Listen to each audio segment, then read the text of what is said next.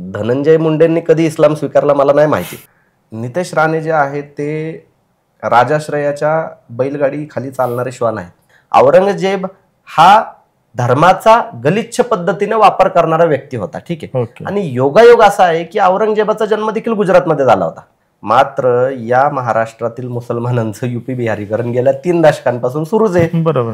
UP बिहारच्या एका मशिदीमध्ये महाराष्ट्राचा मौलाना दाखवा. शिवाजी महाराज हिंदूंचे जितके आहेत तितकेच मुस्लिमांचे पण आहे. 100% आहेत. मुस्लिमांनी उलट डोक्यावर घ्यावं, अभिमानाने मिरवावं. मी तर सांगतो त्या व्यक्तीला एका धर्मामध्ये यांनी बंदिस्त केलं आणि धर्मामधून आता जातीमध्ये बंदिस्त केलं.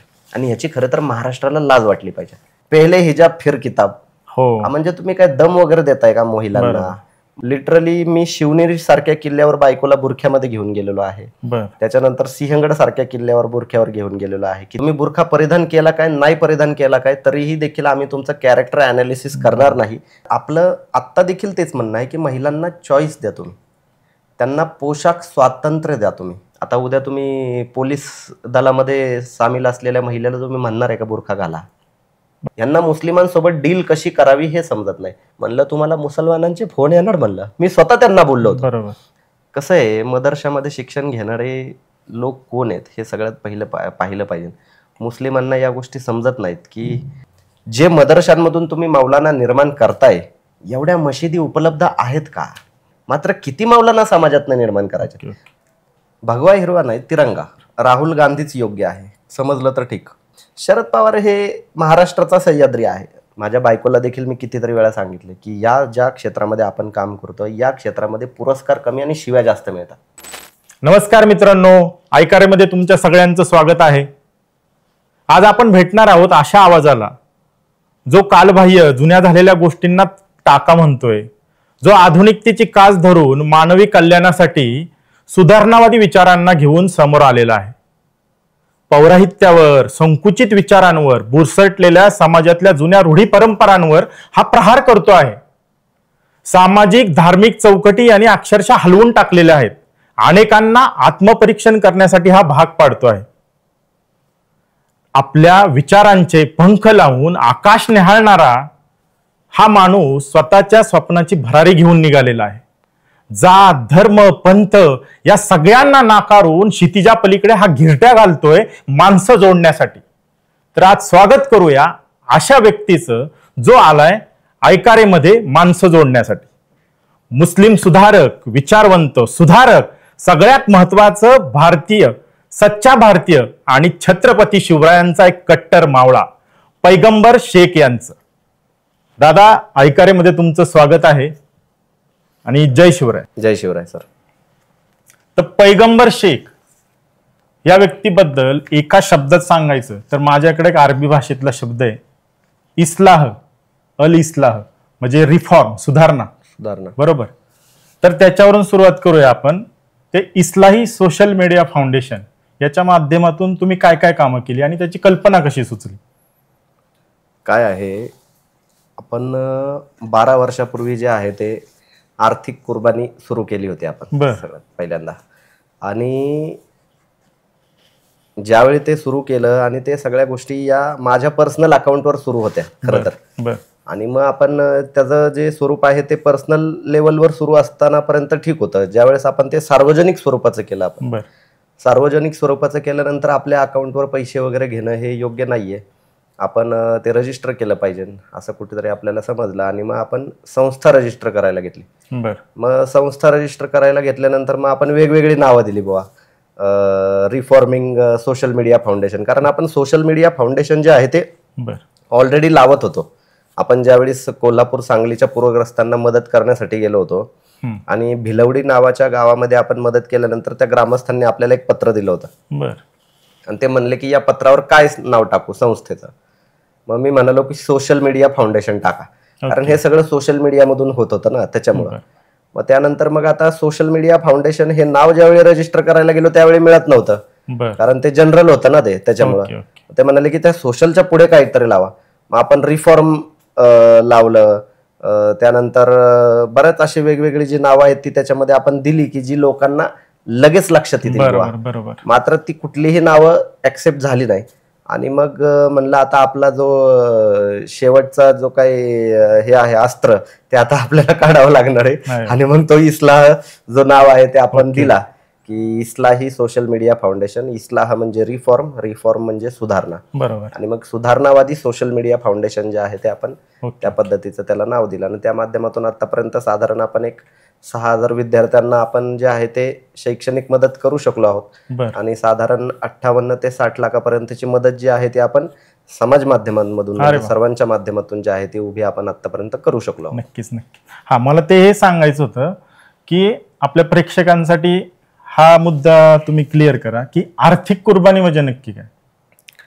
कसं आहे की इस्लाममध्ये जे ईद उल अझा आहे म्हणजे ज्याला आपण जनरली बकरी ईद म्हणतो, त्या बकरी ईदला प्राणी कुर्बान करण्याची प्रथा आहे. प्राण्यांच्या बळी देण्याची, प्राणी जे कापण्याची प्रथा आहे. तर मग आपण पहिल्यांदा ज्यावेळी कुराण वाचलं त्यावेळी कुराणामध्ये आपल्याला एक आयात मिळाली की त्या आयातीमध्ये लिहिलेलं होतं की तुम्ही कुर्बान करत असलेल्या प्राण्याच्या मांसाचा एक तुकडाही आणि रक्ताचा एक थेंबही अल्लाहपर्यंत पोहोचत नाही. पोहोचते ती फक्त तुमची निष्ठा पोहोचते.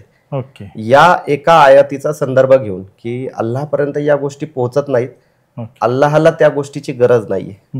मुळातच अल्लाहला तुमच्या कुठल्याही कुर्बानीची खरं तर गरज नाहीये, कारण तो संपूर्ण जगाचा निर्मिक आहे. त्याला तुमची काय गरज, तुम्ही त्यांनीच निर्माण केलेल्या गोष्टी त्याच्यासाठी कुर्बान करताय.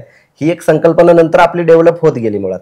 मग त्यानंतर आपण जे आहे ते पहिल्यांदा कुराण वाचल्यानंतर आपण जे आहे ते कुर्बानी जी आहे ती प्रतिकात्मक स्वरूपाची द्यायला चालू केली. मग पहिल्यांदा आपण मशिदीमध्ये पंखा वगैरे देणं, मदरशामधील मुलांना शालेय काय साहित्य वह्या वगैरे देणं, या सगळ्या गोष्टी. त्यानंतर एक अनाथ आश्रम होता आपलं घर म्हणून वारजेमधलं, तिथे आपण धान्य वगैरे दिले. हे सगळ्या प्राथमिक लेवलवर सगळ्या गोष्टी ज्या आहेत त्या पहिल्या 4-5 वर्ष आमच्या सलग सुरू होत्या.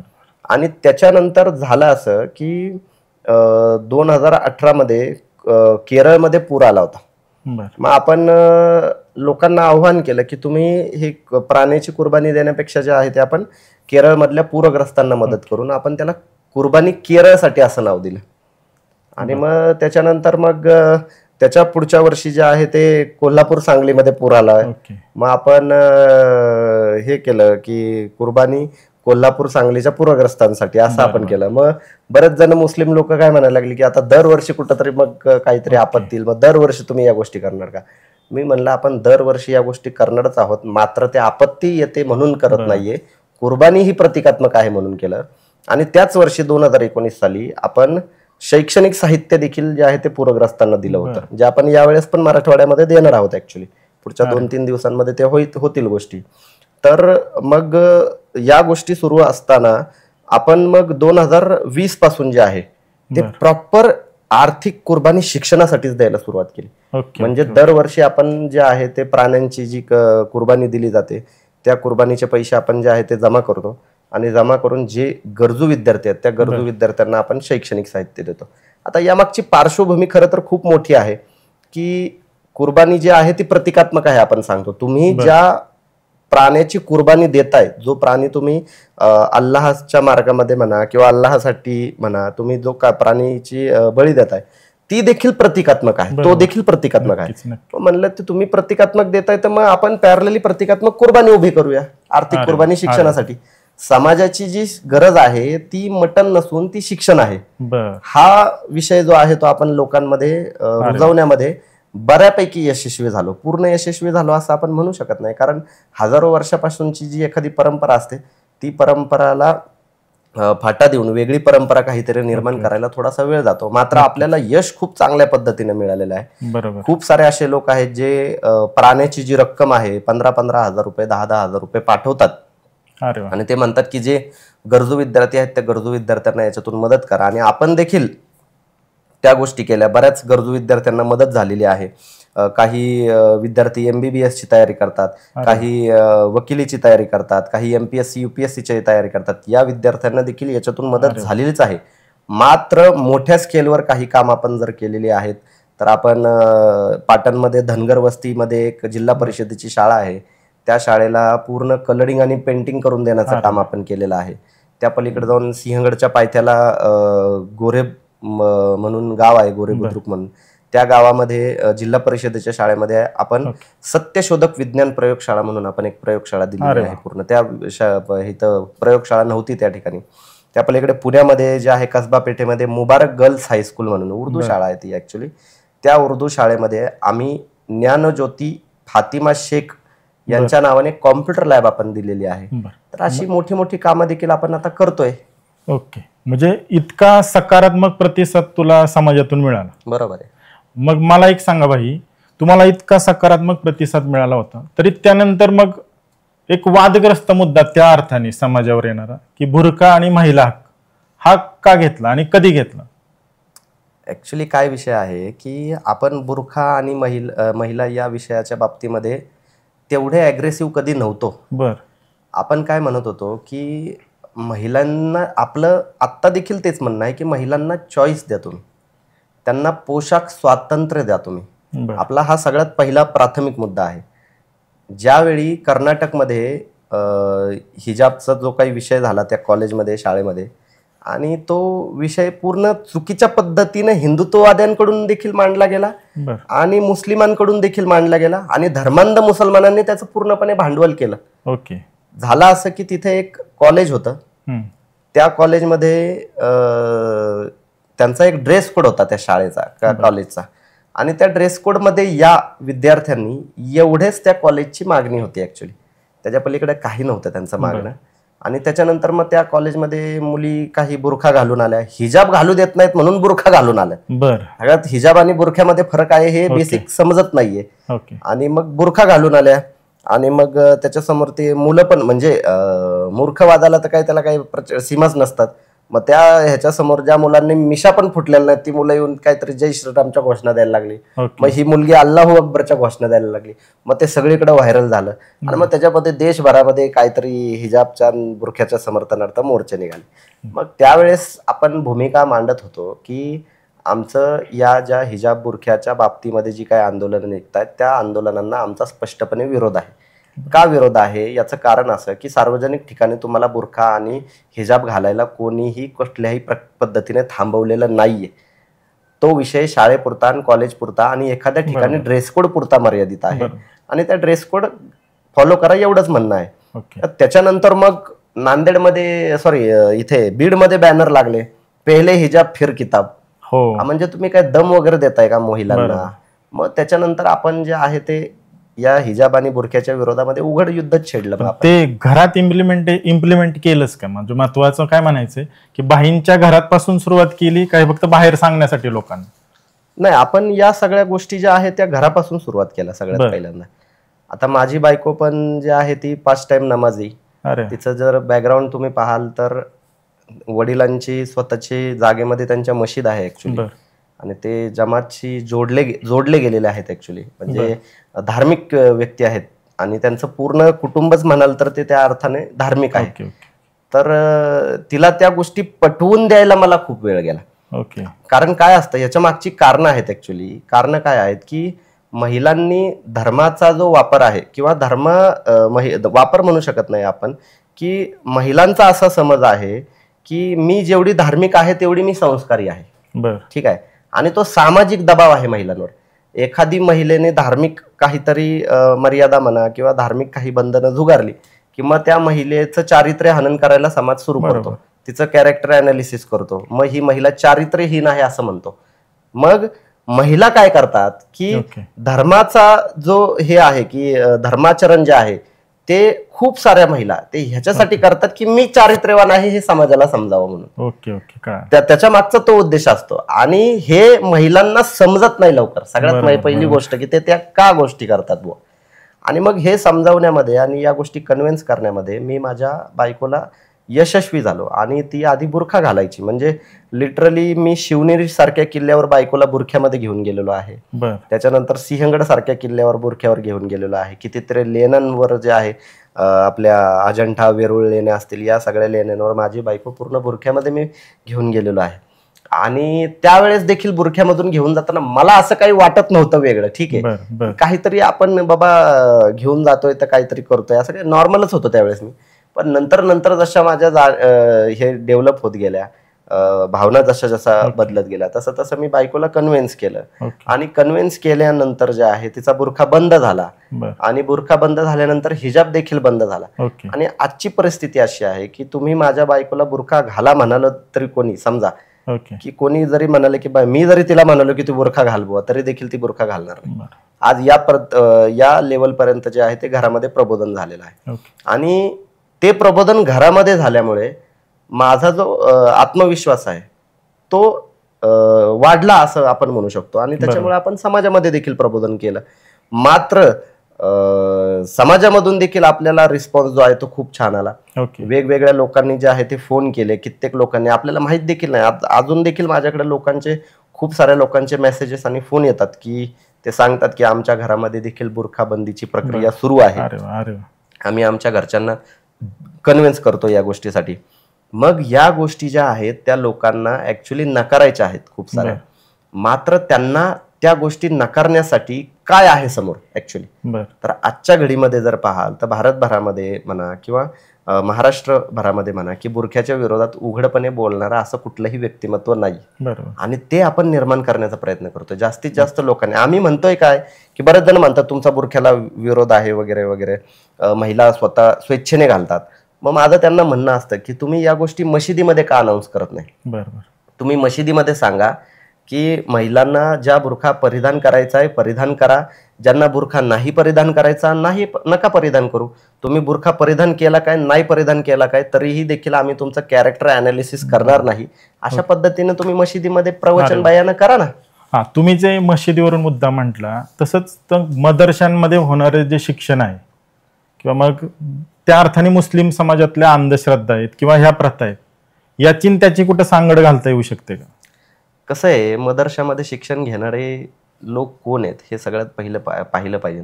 मुस्लिमांना या गोष्टी समजत नाहीत की मदरशामध्ये शिक्षण घेणारा वर्ग हा एकतर गोरगरीब आणि अनाथ वर्ग आहे. ठीक आहे, तो काही सधन कुटुंबातला नसतो. मात्र मदरशांचं समर्थन, मदरशांना जे खत पाणी घालण्याचं जे काम करतात ते सधन कुटुंबातले लोक करतात. हा सगळ्यात मोठा प्रॉब्लेम आहे. म्हणजे जे मदरशांना हे करतात, मोठं करण्याचा प्रयत्न करतात आणि लिटरली काही ठिकाणी तर अशी परिस्थिती आहे की जे लोक मदरसा चालवतात त्यांची मुलं देखील इंग्रजी माध्यमांमध्ये शिकतात, शाळा शिकतात ते चांगली. आणि त्या गोष्टी ज्या आहेत तेच लोक जे आहेत माझ्याकडं, म्हणजे तुम्हाला सांगतो या आर्थिक कुर्बानीतून काही मौलाना लोकांना देखील आपण त्यांच्या मुलांना देखील आपण मदत केलेली या आर्थिक कुर्बानी शिक्षणासाठी मदत. आणि विशेष वाटतं की मौलाना लोक जे आहेत जे दीन वगैरे या सगळ्या गोष्टी जे मशिदीमधून सांगतात त्यांच्या मुलांच्या शिक्षणाच्या बाबतीत ते किती अग्रेसिव्ह असतात. मात्र त्या गोष्टी समाजामध्ये देखील आपण रुजवल्या पाहिजेत हे त्यांना सुचत नाही. पण मग ही आर्थिक विषमता त्या अर्थाने मुस्लिम समाजात ती कशाने कमी करता येऊ शकते? ही आर्थिक विषमता नाहीये, ही ऍक्च्युली वैचारिक विषमता आहे. की एक समाज जो आहे तो काय म्हणतात पूर्णपणे प्रगतीकडे चाललाय समाजातला एक तबका, आणि एक तबका जो आहे तो पूर्णपणे धर्माची काहीतरी पालखी जी आहे ती स्वतःच्याच खांद्यावर काहीतरी अशा पद्धतीने वागण्याचा प्रयत्न करतो. कारण त्यांच्याकडे पण दुसरं काही नाहीये दाखवण्यासाठी, अभिमान बाळगण्यासाठी. मी काहीतरी खूप चांगलं करतोय बुवा, काहीतरी मग धर्माचं काम करतोय म्हणजे मी खूप चांगलं काम करतोय. आता श्रीमंत जी माणसं आहेत त्यांना रिस्पेक्ट मिळण्याची साधनं काय आहे? त्यांच्याकडे पैसा आहे, पत आहे, त्याच्यामुळे त्यांना मान सन्मान मिळतो. आता गरीबाकडे धर्म सोडून दुसरं काय आहे? गरीबाकडे धर्म आहे, धर्माचरण आहे, पहा हा किती धार्मिक आहे, त्याच्यामुळे त्याला मान सन्मान मिळतो. बरोबर. आणि त्याच्यामुळे माणसं जी आहेत ती त्या पद्धतीनं वागतात. मात्र त्यांना ते कळत नाही. सगळ्यात मोठा प्रॉब्लेम तर आहे, हे त्यांना पटवून द्यावं लागतं की हे या पद्धतीनं आहे. राहिला प्रश्न मदरशांचा, तर धार्मिक शिक्षण घ्यावं, धार्मिक शिक्षणाला कोणाचा काही आक्षेप नाहीये. कुराण वाचा तुम्ही, नमाज पठण करायला शिका तुम्ही, काही प्रॉब्लेम नाही. मात्र जे मदरशांमधून तुम्ही मौलाना निर्माण करताय एवढ्या मशिदी उपलब्ध आहेत का? सगळ्यात पहिला प्रश्न तर हा आहे. आज मदरशांमधून लोक शिकून येतात, 7-7, 8-8, 9-9, 10-10 वर्ष त्या ठिकाणी घालवतात आणि तिथून शिकून आल्यानंतर तो माणूस कुठल्या तरी मशिदीमध्ये 10,000 रुपये पगारावर काम करतो. आणि मग प्रॉब्लेम हा निर्माण होतो की त्यांनी काहीतरी कुठलं शिक्षण वेगळं घेतलेलं नसतं, त्याला इतर कुठल्या गोष्टीचं ज्ञान नसतं आणि ते ज्ञान नसल्यामुळे त्याला बाकीच्या गोष्टी समजतच नाहीत. मग त्याच्यामुळे तुम्हाला करायचंय काय ते ठरवा. आमचा विरोध मौलानांना नाही, मात्र किती मौलाना समाजातनं निर्माण करायचे. बरं, हे जे मौलाना वगैरे जे लोक आहेत हे राष्ट्रीय आंतरराष्ट्रीय पटलावर विचारधारा मांडण्यामध्ये सगळ्यात मागं आहेत, सगळ्यात मागं. आणि जो इस्लामिक स्कॉलर वर्ग म्हणतो का, जो कधी मद्रसामध्ये गेला नाही, ठीक आहे, तोच वर्ग जो आहे तो इस्लाम विषयी माहिती देण्यामध्ये सगळ्यात पुढे आहे. मग हा जो समाजाची व्यवस्था आहे किंवा बैठक आहे ही बदलायची असेल तर आपण म्हणतो की एक आई शिकली की संपूर्ण समाज शिकतो म्हण किंवा बदलतो म्हण. तर दादा तुम्ही सांगा की मुस्लिम समाजात महिलांचं स्थान इम्पॉर्टंट आहे का इम्पॉसिबल आहे? मुस्लिम समाजामध्ये महिलांचं स्थान हे इम्पॉर्टंटच आहे, मात्र ते स्थान कुठं इम्पॉर्टंट ठेवायचंय तुम्हाला ते ठरवलं पाहिजे. तुम्हाला ते स्थान फक्त 4 भिंतीच्या आतमध्ये किचन मध्ये फक्त इम्पॉर्टंट ठेवायचंय का सार्वजनिक क्षेत्रामध्ये म्हणा, सामाजिक क्षेत्रामध्ये म्हणा, त्या ठिकाणी पण त्यांना स्थान द्यायचंय ह्याचा विचार खरं तर केला पाहिजे. ते लिमिटेड आहे का तुम्ही त्याला काय म्हणतात, त्याला काहीतरी कुठल्याही तरी गोष्टीला पुढे आणण्याचा प्रयत्न करता, याचा काहीतरी विचार केला गेला पाहिजे. आणि मला असं वाटतं की मुस्लिम समाज या बाबतीत बऱ्यापैकी मागास आहे. आणि सगळ्यात मोठा तर प्रॉब्लेम काय आहे की ज्या महिला मुस्लिमांमधून नेतृत्व म्हणून पुढे येतात, नेतृत्व म्हणून, त्या महिला देखील त्यांच्यासारख्या महिला समाजामध्ये निर्माण करू शकत नाही.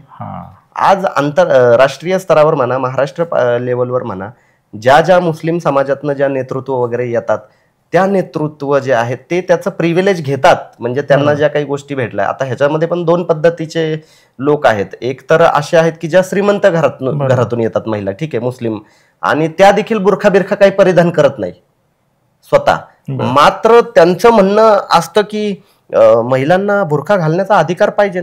मग मी त्यांना म्हणतो बुरखा नाकारण्याचा देखील अधिकार पाहिजे ना, हे तुम्ही का बोलत नाही? नक्की नक्की. मग या महिला ज्या आहेत, ज्या शिकलेल्या आहेत, चांगल्या डिग्री होल्डर आहेत, चांगल्या राजकीय परिप्रेक्षामध्ये वेगवेगळ्या आमदार खासदारांसोबत उडबस असतात, यांचे चर्चा विश्वात असतात हे. मग या महिला ज्या आहेत, या मुस्लिम महिलांचा जो काही सामाजिक म्हणा, मानसिक म्हणा, जी डेव्हलपमेंट होण्यासाठी काय करतात? काहीच करत नाहीत. मला तरी दिसलेलं नाहीत बुवा अजूनपर्यंत या सगळ्या महिला करताना कुठल्या राजकीय क्षेत्रात. मग त्यांना ते समजत नाही की हा मुद्दा महत्वाचा आहे म्हणून. त्यांना म्हणायचे की धार्मिक अधिकार आम्हाला पाहिजेत, धार्मिक अधिकार पाहिजेत, मात्र धार्मिक गोष्टी नाकारण्याचा देखील अधिकार पाहिजे ना. आणि त्यालाच तर संविधान म्हणतात, मग त्यालाच तर अभिव्यक्ती स्वातंत्र्य म्हणतात. मग हे यांना समजत नाही.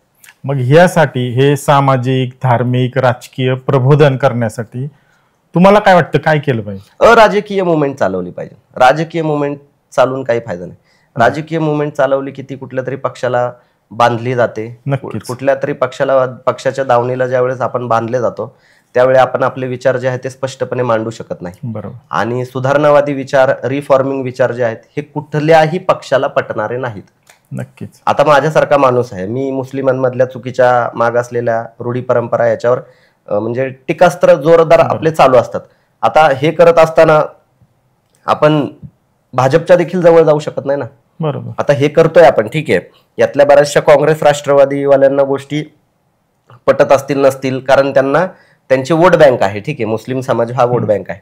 आता जर भाजपवाल्यांना ते आवडत जरी असलं, मात्र भाजपचा जो अर्बन मनुवादी जे काही त्यांची विचारधारा आहे ती तरी आपल्याला कुठे आवडते, आपण त्याची पण धुलाई करतो. त्यामुळं आपण सुधारणावादी रिफॉर्मिंग विचार मांडणाऱ्या लोकांसाठी कुठलाही पक्ष मला सध्या तरी भारतामध्ये, महाराष्ट्रामध्ये योग्य वाटत नाही. ही अराजकीय ऍक्च्युअली मुवमेंट आहे. याचा प्रभाव राजकारणावर पडू शकतो, मात्र ही अराजकीय पद्धतीने चालवली पाहिजे. थोडक्यात मग याच्यातून मुस्लिम तरुणांना काय संदेश द्यायचा आहे? या मुस्लिम तरुणांना मला असा संदेश द्यायचा आहे की या काळामध्ये आपण सध्या तरी मला असं वाटतं की व्यवसाय आर्थिकदृष्ट्या सधन होणं आणि त्याही पलीकडे प्रशासन व्यवस्थेमध्ये जास्तीत जास्त सामील होणं, कसं आपण लक्ष देऊ शकतो या गोष्टीकडे लक्ष दिलं पाहिजे. आणि या गोष्टी करताना आपल्या घरातील महिलांना देखील आपण मागं नाही ठेवलं पाहिजे. का? कारण बुरख्यासारख्या काळ्या कोठडीमध्ये ज्यावेळी आपण महिलांना बंदिस्त करतो त्यावेळी त्या महिलांना लिमिटेशन्स येतात. आता हा जो काही हिजाब वगैरे वरून जो काही रणकंदन सुरू होतं, आता उद्या तुम्ही पोलीस दलामध्ये सामील असलेल्या महिलेला तुम्ही म्हणणार आहे का बुरखा घाला? बरोबर. प्रशासन व्यवस्थेमध्ये असलेल्या महिलांना तुम्ही म्हणणार आहे का बुरखा परिधान करा? मग आपण कुठेतरी विचार केला पाहिजे की आपण काय केलं पाहिजे आणि काय नाही केलं पाहिजे. आमचा बुरख्याला काही कुठल्याही पद्धतीचा विरोध नाहीये, मात्र पोशाख स्वातंत्र्य असावं. आणि ते पोशाख स्वातंत्र्य तुम्ही देत नाहीये हे तुम्हाला समजत नाही. आणि हे म्हणतात की हा इस्लामचा भाग आहे, हा शरीयतचा भाग आहे वगैरे असं म्हणतात. मग मी त्यांना विचारत असतो की कुठल्या शरीयतचा भाग? बुवा 50 देशांच्या 50 शरीयत आहेत. आता कझाकिस्तान तजाकिस्तान सारखे जे देश आहेत त्यांनी हिजाब आणि बुरखा पूर्ण बॅन करून टाकलेला आहे. बरोबर. काय करणार तुम्ही आता हे जे काही देश आहेत ह्यांची लोकसंख्या साधारण 97-98% मुस्लिम पॉप्युलेशन असलेले हे देश आहेत. इस्लामिक राष्ट्र आहेत ही. या इस्लामिक राष्ट्रांमध्ये यांनी निर्णय घेतलेला आहे. त्याही पलीकडे जाऊन इराणने आता निर्णय घेतला. ते एवढे त्या अर्थाने लिबरल आहेत, मग आपल्याकडचे मुस्लिम का नाही आहेत एवढे लिबरल? कसे लिबरल होणार? दिवस रात्र त्यांना शिव्या घातल्यानंतर ते लिबरल होणार का? आपल्याला सुधारणावादी जे मुद्दे आहेत ते समजत नाहीत ना. रोज उठून तुम्हाला काहीतरी शिव्या घालणार, रोज उठून काहीतरी देशभक्तीवर प्रश्नचिन्ह निर्माण करणार, तुम्हाला घरं देणार नाही, तुम्हाला व्यवसाय करू नका म्हणून सांगणार. इकडं म्हणजे ज्या पद्धतीनं शूद्रांना वागणूक दिली होती त्या पद्धतीने मुस्लिमांना वागणूक देण्याचा जर प्रयत्न करत असेल तर मग तो मुस्लिम अजून धर्मांध होणार. यांना मुस्लिमांसोबत डील कशी करावी हे समजत नाही. तुमचा नक्की प्रॉब्लेम काय आहे हे तुम्हाला आधी समजणं गरजेचं आहे. बरोबर. तुमचा प्रॉब्लेम मुस्लिमांमधील मागासलेल्या रूढी परंपरा हा तुमचा प्रॉब्लेम आहे की तुमचा प्रॉब्लेम एकूण मुसलमानच आहे हे तुम्ही आधी समजून घेणं गरजेचं आहे. मुस्लिमांमधील रूढी परंपरा हा जर प्रॉब्लेम असेल तर त्यांच्यामधून खूप सारे सुधारणावादी येत आहेत. त्या सुधारणावादी लोकांच्या मागे थांबणं गरजेचं आहे. आणि पण तसेच मागे थांबण्यासाठी कोणाची पात्रताच नाहीये मुळात. बरोबर. कारण तेच तेवढे काय म्हणतात की आपण पाण्यामध्ये आहेत त्याच्यामुळे ते थांबणार कसे मागं. Okay okay. नाही, हे मुद्दे परत घेऊ आपण. पण मला हे सांगायचं की आता हे जे सुधारणावादी विचार तुम्ही मांडताय की ह्या व्यक्तीची पार्श्वभूमी एक थोडक्यात लोकांना कळावी, की ह्याचा बालपणापासूनचा प्रवास काय, किंवा तुमचे आई वडील काय करतात किंवा काय, की त्याची सामाजिक जडणघडण. कारण हा व्यक्ती येतोय आणि काहीतरी सांगतोय असं वाटायला नको की याची सामाजिक जडणघडण काय होती नक्की. मी काय अशा खूप बाबा काहीतरी राजकीय खूप अशी काहीतरी पार्श्वभूमी असलेल्या घरातून माणूस नाहीये आणि खूप अशी काहीतरी सामाजिक चळवळ निर्माण केलेल्या पार्श्वभूमीतनं देखील माणूस नाहीये. माझी आई बांगड्यावाली आहे. ठीक आहे. आमच्या आईचा बांगड्यांचा व्यवसाय. माझे वडील गवंडी होते. मी बरेच जण म्हणतात की मी शेतकऱ्याचा पोरगा आहे, मी शेतकऱ्याचा मुलगा आहे, शेतकरी पुत्र आहे. मला तसं सांगण्याची सोय नाहीये. मी एक कामगार पुत्र आहे. ठीक आहे. माझे वडील कामगार होते आणि मी एका कामगाराचा मुलगा आहे. माझे वडील गवंडी होते. बऱ्याच जणांची घरं त्यांनी बांधलेली आहेत. तर ह्या सगळ्या पार्श्वभूमीमध्ये देखील आमचे वडील हे प्रचंड लिबरल होते. मात्र ते लिबरल आहेत त्यांना तो टॅग माहित नव्हता की मी लिबरल आहे बुवा. समजतंय का? आता जी आपण टॅग बिग बनवतोय हा समाजवादी आहे, हा लिबरल आहे, हा पुरोगामी आहे, असे आमच्या घरामध्ये कोणाला टॅग माहित नव्हते. आमच्या वडिलांनी म्हणा किंवा कुठल्या गोष्टीला आम्हाला कधी बंधनं वगैरे घातली नाहीत. आमचे वडील देखील मिश्र संस्कृतीमध्ये वाढलेले आहेत. ठीक आहे. म्हणजे हिंदू, मुस्लिम, बुद्धिस्ट अशा सगळ्या मिश्र संस्कृतीमध्ये ते वाढलेले आहेत. आणि आमची आई देखील त्याच पद्धतीने वाढलेली आहे. आमच्या आईने देखील कधी बुरखा वगैरे घातलेला नाही ना आमच्या आजीने कधी बुरखा वगैरे परिधान केला. ही घरगुती पार्श्वभूमी नाहीये. घरगुती पार्श्वभूमीचा तर काही तरीही समाजासाठी काहीतरी करायची प्रेरणा कुठून घेतली आणि कधी सुरुवात? प्रेरणा कुठून मिळाली तुम्हाला सांगतो की ही वाचनातून प्रेरणा मिळाली. की आपण काहीतरी केलं पाहिजे बुवा. थोडस काय म्हणतात की सगळ्याच बाबतीमध्ये पुढाकार, नेतृत्व वगैरे घेणं म्हणा, त्या गोष्टी आतूनच होत्या आधीपासून. शाळेतूनच. म्हणजे मी शाळेमध्ये असताना भाषण वगैरे करायचो. मग जिल्हास्तरीय लेवलवर देखील भाषण वगैरे केलेली आहेत. आणि फार 4थी पासून माझी भाषण वगैरेची हे आहे. म्हणजे 4थीच्या वर्गापासून. म्हणजे जिल्हा परिषदेच्या शाळेमध्ये जास्त व्हायरल होतात सोशल मीडियात. हा, पण ते काहीतरी गुण आहेत बाबा आपल्यात, समजते का? त्याची जाणीव नव्हती. कारण त्याला कोणीतरी खतपाणी घालणार म्हणा किंवा बाबा या गोष्टी पुढे जाऊन काहीतरी होऊ शकतात बुवा असं म्हणणारी माणसं नव्हती ना आयुष्यामध्ये. आणि सोशल मीडियामुळे त्याला खरं तर काय म्हणतात त्याला एक हे मिळालं, व्यासपीठ मिळालं. आणि सोशल मीडियामुळे पब्लिक मिळाली की पब्लिकला कळालं की बाबा हा काहीतरी आहे बाबा वक्ता. समजते का? मला माहित नव्हतं मी व्याख्यान वगैरे करू शकतो. मात्र कुठल्या तरी एका गणपतीच्या मंडळामध्ये मला भाषण करण्यासाठी बोलवल्यानंतर कळालं की आपण बाबा व्याख्यान देखील देऊ शकतो म्हणून. म्हणजे हे लोकांनीच सगळ्या गोष्टी केलेल्या आहेत की त्यांना कळालं विचारधारा आहे, मग विचारधारा मांडू देखील शकतो बुवा. मग हळूहळू आपण पुढे आलो. आणि ह्याच्यामध्ये सगळ्यात मोठं योगदान जर कोणाचं असेल तर मला असं वाटतं सोशल मीडियाचं योगदान आहे. आणि सोशल मीडियात देखील सगळ्यात जास्त योगदान कोणाचं असेल तर ते फेसबुकचं योगदान. मग एवढं चांगलं काम असतानाही बाई मला हे विचारायचं, मग सोलापूरला तुमचा तो पुरस्कार सोहळा का कॅन्सल झाला? सोलापूरला जर पुरस्कार सोहळा कॅन्सल नसता झाला तर मला विशेष वाटलं असतं खरं तर. कळालं का? विषय काय झालेला आहे की मुळात धर्मांध जे लोक आहेत त्या धर्मांध लोकांची दुकानं आपल्यामुळे बंद व्हायला लागली. ओके. आज परिस्थिती अशी झालेली आहे की 2018, 19, 20 किंवा 21, 22 सालापर्यंत जे आहे, जेवढ्या शिव्या आम्ही खायचो त्यातल्या 5% शिव्या देखील आता भेटत नाहीत. बरोबर. लक्षात घ्या. आपला जो विरोधक आहे, विरोध करणारी जी लोक आहेत ती आपल्याला मावळ तिला गेलेली आहेत. आणि त्याचंच हे काय म्हणतात की मूर्तिमंत उदाहरण आहे की वेगवेगळ्या मुस्लिमांच्या कार्यक्रमामध्ये आपल्याला बोलवलं जातं. निदान त्यांच्यामध्ये संघर्ष असतो की पैगंबर शेखला बोलवायचं का नाही बोलवायचं बुवा. आता पुण्यामध्ये देखील मुस्लिमांची एक अल्पसंख्याक परिषद होती. 1 वर्ष झाले त्याला, आज एक्झॅक्ट 1 वर्ष झालेलं आहे त्याला. मेमरीमध्ये दिसतं की त्या अल्पसंख्याक परिषदेमध्ये माझं भाषण होतं. आणि त्या भाषणामध्ये मुस्लिम जनसमुदायासमोर जे आहे ते पहिल्यांदाच एवढं भाषण माझं होणार होतं ऍक्च्युली. आणि मग तिथं माझा फोटो फक्त पाहिला आणि त्यांना फोन यायला चालू, ह्याला बोलू नका, ह्याला बोलू नका म्हणून. आणि मग आयोजकांनी काय ऐकलं नाही. आयोजकांनी म्हणाले की आम्ही त्यांना एक मुद्दा दिला, विषय दिला, त्या विषयावरच बोलायला त्यांना सांगितलंय म्हणले. मग मी बोललो आणि लिटरली तुम्हाला सांगतो शेवटपर्यंत माझ्या भाषण चालू असताना मुस्लिम लोकांनी टाळ्या वाजवले लिटरली. आणि त्यांना ते पटतंय.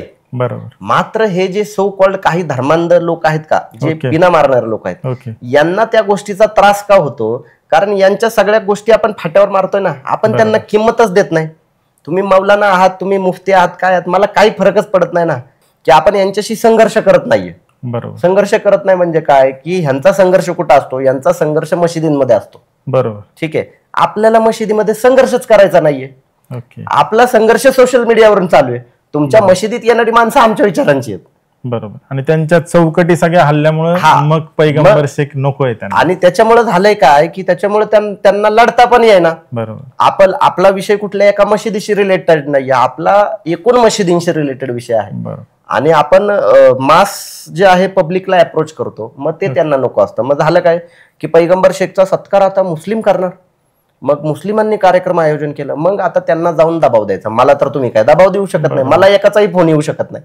फोन मग त्यांना करायचं, मग त्यांना धमक्या देऊन म्हणायचं तुमच्यावर सामाजिक बहिष्कार घातला जाईल, तुमची कार्यक्रम उधळली जाईल, या अशा पद्धतीने. आणि मग समाजामध्ये वावरायचं. आता ठीक आहे, एखादा मुस्लिम व्यक्ती असेल किंवा मुस्लिमांची कुठली तरी संस्था संघटना असेल, त्यांना मला पुरस्कार द्यायचा असतो, ठीक आहे. त्यांना माझं काम आवडत असतं. मात्र हे करत असताना त्यांना मुस्लिमांमध्ये ज्या लोकांचा प्रभाव आहे जास्त, म्हणजे ज्यांनी काय नाड्या आवळून ठेवलेल्या आहेत लोकांच्या, त्यांच्याशी त्यांना पंगा घ्यायचा नसतो. बरोबर. तालाब में रह के मगरमच्छ से काय म्हणतात त्याला, कोण पंगा लेगा. तर तो तसा प्रकार असल्यामुळं मग ते आपल्याला सपोर्ट ओपनली करत नाही.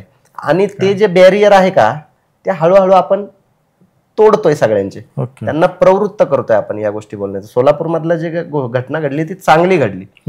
का चांगली घडली आणि त्या विषयावर आपण अखंड तांडव का केला, हा सगळ्यात महत्वाचा विषय. की काही जणांना म्हणजे आपले जे विरोधक आहेत त्यांनी मग ते ह्या पद्धतीने पसरवायला चालू केलं की पैगंबर शेखला पुरस्कार नाही मिळाला म्हणून पैगंबर शेख चिडला. मुळातच मी काय पुरस्काराचा भुकेला नाहीये. सगळ्यात पहिली गोष्ट, आपण कामं जी करतो ती काय पुरस्कारासाठी नाही करत.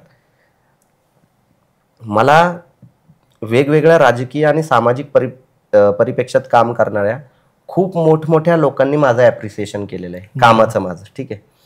आणि तेही केल्यानंतर देखील मी त्यांच्यावर कशी टीका करतो हे देखील तुम्ही पाहिलेलं आहे. बरोबर, ठीक आहे. कारण मला काही गोष्टी ज्या पटत नाहीत त्या गोष्टी मी त्या गोष्टीचा सरळतोडपणे विरोध करत असतो. विषय झालाय काय की खूप साऱ्या लोकांनी ॲप्रिसिएशन केलंय, त्यांना कळतंय. मुस्लिमांमधल्या देखील चांगल्या चांगल्या लोकांनी ॲप्रिसिएशन केलंय, त्यांना कळतंय. मी त्यांनी ॲप्रिसिएशन करावं म्हणून काम करत नव्हतं. मुद्दा काय झाला की सोलापूरमध्येच 3 महिन्यापूर्वी आपण आर्थिक कुर्बानी शिक्षणासाठी मधून काम करत होतो एका शाळेमध्ये. आणि त्या शाळेमध्ये देखील काही लोकांनी फोन केले आणि फोन करून त्यांना म्हणाले की यांचा कार्यक्रम तुमच्या तिथे घेऊ नका. आणि त्या शाळेचे मुख्याध्यापक रात्री 11 वाजता भेटायला, कुठल्या शाळेचा मुख्याध्यापक रात्री 11 वाजता भेटायला होतं? 11 वाजता भेटायला सोलापूरच्या आसरा चौक, मुख्य चौक आहे तिथं भेटायला आम्हाला. मग त्यांच्याशी चर्चा, मग ते म्हणाले की मी तयार आहे करायला कार्यक्रम, मात्र संस्थापक तयार होत नाहीयेत.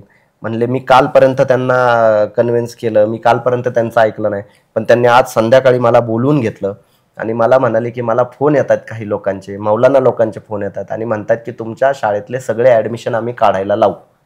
आता अशा पद्धतीनं जर संस्थापकाला धमकी दिल्यानंतर संस्थापक आणि मुख्याध्यापक काय बोलणार? तो म्हणाला ह्याचा एक कार्यक्रम माझ्या तिथं होऊन जायचा आणि त्याच्यानंतर मला पुढे गेल्यानंतर मला मोठ्या प्रमाणात त्रास व्हायचा, त्यामुळे तो मला येऊन बोलला. ते जे मुख्याध्यापक आहेत ते मला बोलले. मग त्यानंतर मी त्या गोष्टी म्हणलं की आपण बॅकआउट घेऊ, म्हणलं तुम्ही तुमचं चालू ठेवा, म्हणलं आपण रद्द करू. पुरस्कार नाही मिळाला तरी पण जास्त फायदा झाला. नाही, हा पुरस्काराशी निगडीत नाही विषय, त्या कार्यक्रमाशी आर्थिक कुर्बानीचा 3 महिन्यापूर्वीच्या अगोदरच्या इव्हेंट तो सोलापूरमध्येच घडला कांड. त्यानंतर सोलापूरमधून आता मला पुरस्कार देणार म्हणाले. मी म्हणलं यार, मला ज्यावेळेस त्यांनी फोन केला का, म्हणलं मी त्यांना पहिल्यांदा म्हणालो होतो की त्यांनी मला ते ग्राफिक डिझाईन पाठवले का, म्हणलं तुम्हाला मुसलमानांचे फोन येणार, म्हणलं मी स्वतः त्यांना बोललो होतो. बरोबर. आणि म्हणलं तेवढं तुम्ही सांभाळून घ्या, म्हणलं मी फेसबुकवर टाकू काय, म्हणले हो टाका. मला म्हणाले ते, मी काय टाकलं नाही फेसबुकवर, म्हणलं आधी जे काही व्हायरल व्हायचं त्यांच्याकडून होऊ द्या. आणि झालं तेच. रात्री 11 वाजता त्या आयोजकांचा मेसेज आला की आम्ही जो कार्यक्रम आहे तो रद्द करतोय. मग त्याच्यानंतर मग मी त्यांना फोन केला आणि आम्हाला म्हणले की आम्हाला प्रचंड दबाव आहे, म्हणले तुम्हाला बोलवू नका म्हणून म्हणले. मग मी त्यांना काही बोललो नाही, म्हणलं ठीक आहे तुम्ही कंटिन्यू करा. मग त्याच्यानंतर दुसऱ्या दिवशी सोलापूरच्या एका वृत्तपत्रामध्ये त्याची बातमी आली की मला पुरस्कार मिळणार आहे म्हणून. आणि मला सोलापूरच्या काही मित्रांनी त्याचे फोटो पाठवले ते बातमीचे, म्हणले कॉंग्रॅच्युलेशन तुम्हाला पुरस्कार मिळणार आहे. मग मी त्यांना सांगितलं कॅन्सल झालं. म्हणलं राव, एवढं सगळं झाल्यानंतर म्हणलं ही जर लोक असं करणार असेल तर यांचे कपडे एकदा उतरवलेच पाहिजे म्हणलं. आणि मग त्याच्यानंतर मग आमच्यात पण ते तुकाराम महाराजांचा बाण आहे, मग भले तर देव कासेची लंगोटी नाठाळाच्या माती हानू काठी. मग त्याच्यानंतर मग ती पोस्ट मी लिहिली. त्याच्यानंतर मग आयोजकांना फोन गेले, मग आयोजकांना धमक्या दिल्या काही जणांनी. आणि त्याच्यानंतर तुमचा कार्यक्रम उधळून लावू वगैरे असे पुरोगामी चळवळीतले पण लोक बोलले. मग त्याच्यानंतर मग आयोजकांना मी फोन केला. मग मी म्हणालो ज्यांनी ह्या गोष्टी करू नका म्हणून सांगितले त्यांचे नाव आणि नंबर द्या आम्हाला, म्हणलं आम्हाला पण समजू द्या ना, म्हणलं कोण आहेत बुवा हे लोक. मग त्याच्यानंतर मग मी फेसबुकवर लिहिलं की आपल्याला पुरस्कार मिळाला नाही मिळाला हा विषय सोडून द्या, म्हणला हा विषय घेऊ नये. विषय हा महत्वाचा आहे की हे लोक प्रत्येकच ठिकाणी असे काड्या करतील, मग किती गोष्टी ह्यांच्या दाबून ठेवायच्या. बरोबर. मग मी सोलापूरमध्ये जे माझ्यासोबत 2-2.5 महिन्यापूर्वी घडलं ते पण टाकलं त्या दिवशी, कारण मी 2-2.5 महिने सोलापूरमध्ये आपल्या सोबत काय घडलं याच्याविषयी एक शब्द सुद्धा लिहिला नव्हता. म्हणजे तुम्ही आमच्यासोबत कसंही वागाल त्याच्याविषयी आम्ही सोशल मीडियावर वक्तव्य होत नाही हे तुम्हाला ज्यावेळेस कळतं त्यावेळी मग तुम्ही तसं वागायला मोकळे होता. मग तुम्हाला एकदा इंगा दाखवला पाहिजे. मग त्याच्यानंतर जसा इंगा दाखवला मग पोलीस प्रोटेक्शन दिलं कार्यक्रमाला, तरी काही लोक जाऊन तिथं घोषणा वगैरे देऊन आल्या. आपला आयोजकाशी काही संबंध नव्हता. मात्र ज्या लोकांनी त्या गोष्टी केल्या का त्यांच्यावर जरब बसणं गरजेचं होतं आणि ते आपण त्या माध्यमातून केलं. आपण उघड फेसबुकवर टाकलं की ज्यांनी त्या गोष्टी पुरस्कार रद्द करा म्हणाला सापडला तर डायरेक्ट तुडवा म्हणून. जाऊ दे ना थोडस. त्यामुळे त्यांना वाटलं पैगंबर शेख चिडला. मी चिडलो बिडलो काय नाही, मला पुरस्काराची काही हाव नाहीये. मुळात काय या ज्या विषयामध्ये आपण काम करतोय एक लक्षात घ्या, माझ्या बायकोला देखील मी कितीतरी वेळा सांगितलं की या ज्या क्षेत्रामध्ये आपण काम करतोय या क्षेत्रामध्ये पुरस्कार कमी आणि शिव्या जास्त मिळतात. आपण ज्या क्षेत्रात सुधारणावादी विषयामध्ये आता मी हे जे काही सगळ्या गोष्टी अंगावर घेतोय, कुराणामधील काही आयाती या कालबाह्य आहेत असं म्हणणं, बुरखा हिजाबचा विरोध केल्यानंतर समाज मला पुरस्कार देईल का मला शिव्या घालन हे मला माहित नाही का, मला माहितीच आहे ना. त्याच्या पलीकडे जाऊन आपण आर्थिक कुर्बानी शिक्षणासाठी राबवतो, आपण प्राण्याची कुर्बानी देऊ नका म्हणतो. गेल्या हजारो वर्षापासूनची परंपरा जी आहे ती परंपरा फाट्यावर मारून आपण नवीन काहीतरी ट्रेंड आपण निर्माण करतो. मग या गोष्टी केल्यावर समाज आपल्याला पुरस्कार दिला अशी अपेक्षा माझी असेल का? माझी अजिबात अपेक्षा नाही. मला माहिती की समाज मला शिव्या घालणार आहे. नक्की. उलट कोणी पुरस्कार द्यायचा असेल तर मला सरप्राईज होतं. तुमच्या माहितीसाठी सांगतो, एखाद्या मुस्लिमाने मला व्याख्यानासाठी जरी फोन केला का तरी मला आश्चर्य वाटतं. बरोबर. की ह्यांनी कसं काय. मुळात आमच्या तिथं कशी थिअरी आहे, मला एकतर बोलावणारे सगळे आहेत पुरोगामी संघटनेचे, शिव फुले शाहू आंबेडकरी विचारधारेचे लोक जे आहेत ते मॅक्सिमम आहेत त्यात. आणि त्यात सत्यशोधक जी चळवळ आहे त्यातले लोक आहेत. त्यातल्या त्यात कम्युनिटी बेस जर विचार कराल तर मला जास्तीत जास्त बोलावणारे जे लोक आहेत ते मराठा समाजाचे आहेत, ठीक आहे, दुसरे आंबेडकरी समाजाचे आणि तिसरे माळी समाजाचे लोक आहेत. हे लोक आपल्याला जास्तीत जास्त बोलावतात कारण मी शिवाजी महाराज, महात्मा फुले, बाबासाहेब आंबेडकर यांच्यावर जास्त बोलतो त्याच्यामुळे. बरं, आता त्याच्यामध्ये त्यांचा या गोष्टी करण्याचं त्यांचं कसं असतं, ते काय करतात, ते मला बोलवतात मात्र तिथली 50% पब्लिक मुस्लिम कशी असेल ह्याची काळजी ते घेतात. ओके. आता त्या अर्थाने पैगंबर शेख या व्यक्तीला चिडवणारा नाही तर आता आवडणारा एक मुद्दा घेऊ की छत्रपती शिवाजी महाराज आणि मुस्लिम समाज याविषयी तुमचं काय मत आहे? मुस्लिम समाज हा छत्रपती शिवाजी महाराजांचा अविभाज्य घटक आहे, लक्षात घ्या. छत्रपती शिवाजी महाराजांनी शपथ घेतलेल्या आणि स्थापन केलेल्या स्वराज्यामध्ये मुस्लिमांचं अनन्यसाधारण योगदान आहे आणि हे बरेच इतिहासकार सांगतात, त्याचे बरेचसे पुरावे रेफरन्स आहे. मात्र दुर्दैवाची गोष्ट आहे की गेल्या काही दशकांमध्ये म्हणा, या दशकांमध्ये छत्रपती शिवाजी महाराजांचा जो वापर आहे तो मुस्लिमांच्या विरोधामध्ये द्वेष जे आहे ते पसरवण्यासाठी केला गेला. आणि ही सगळ्यात दुर्दैवाची आणि वाईट गोष्ट आहे.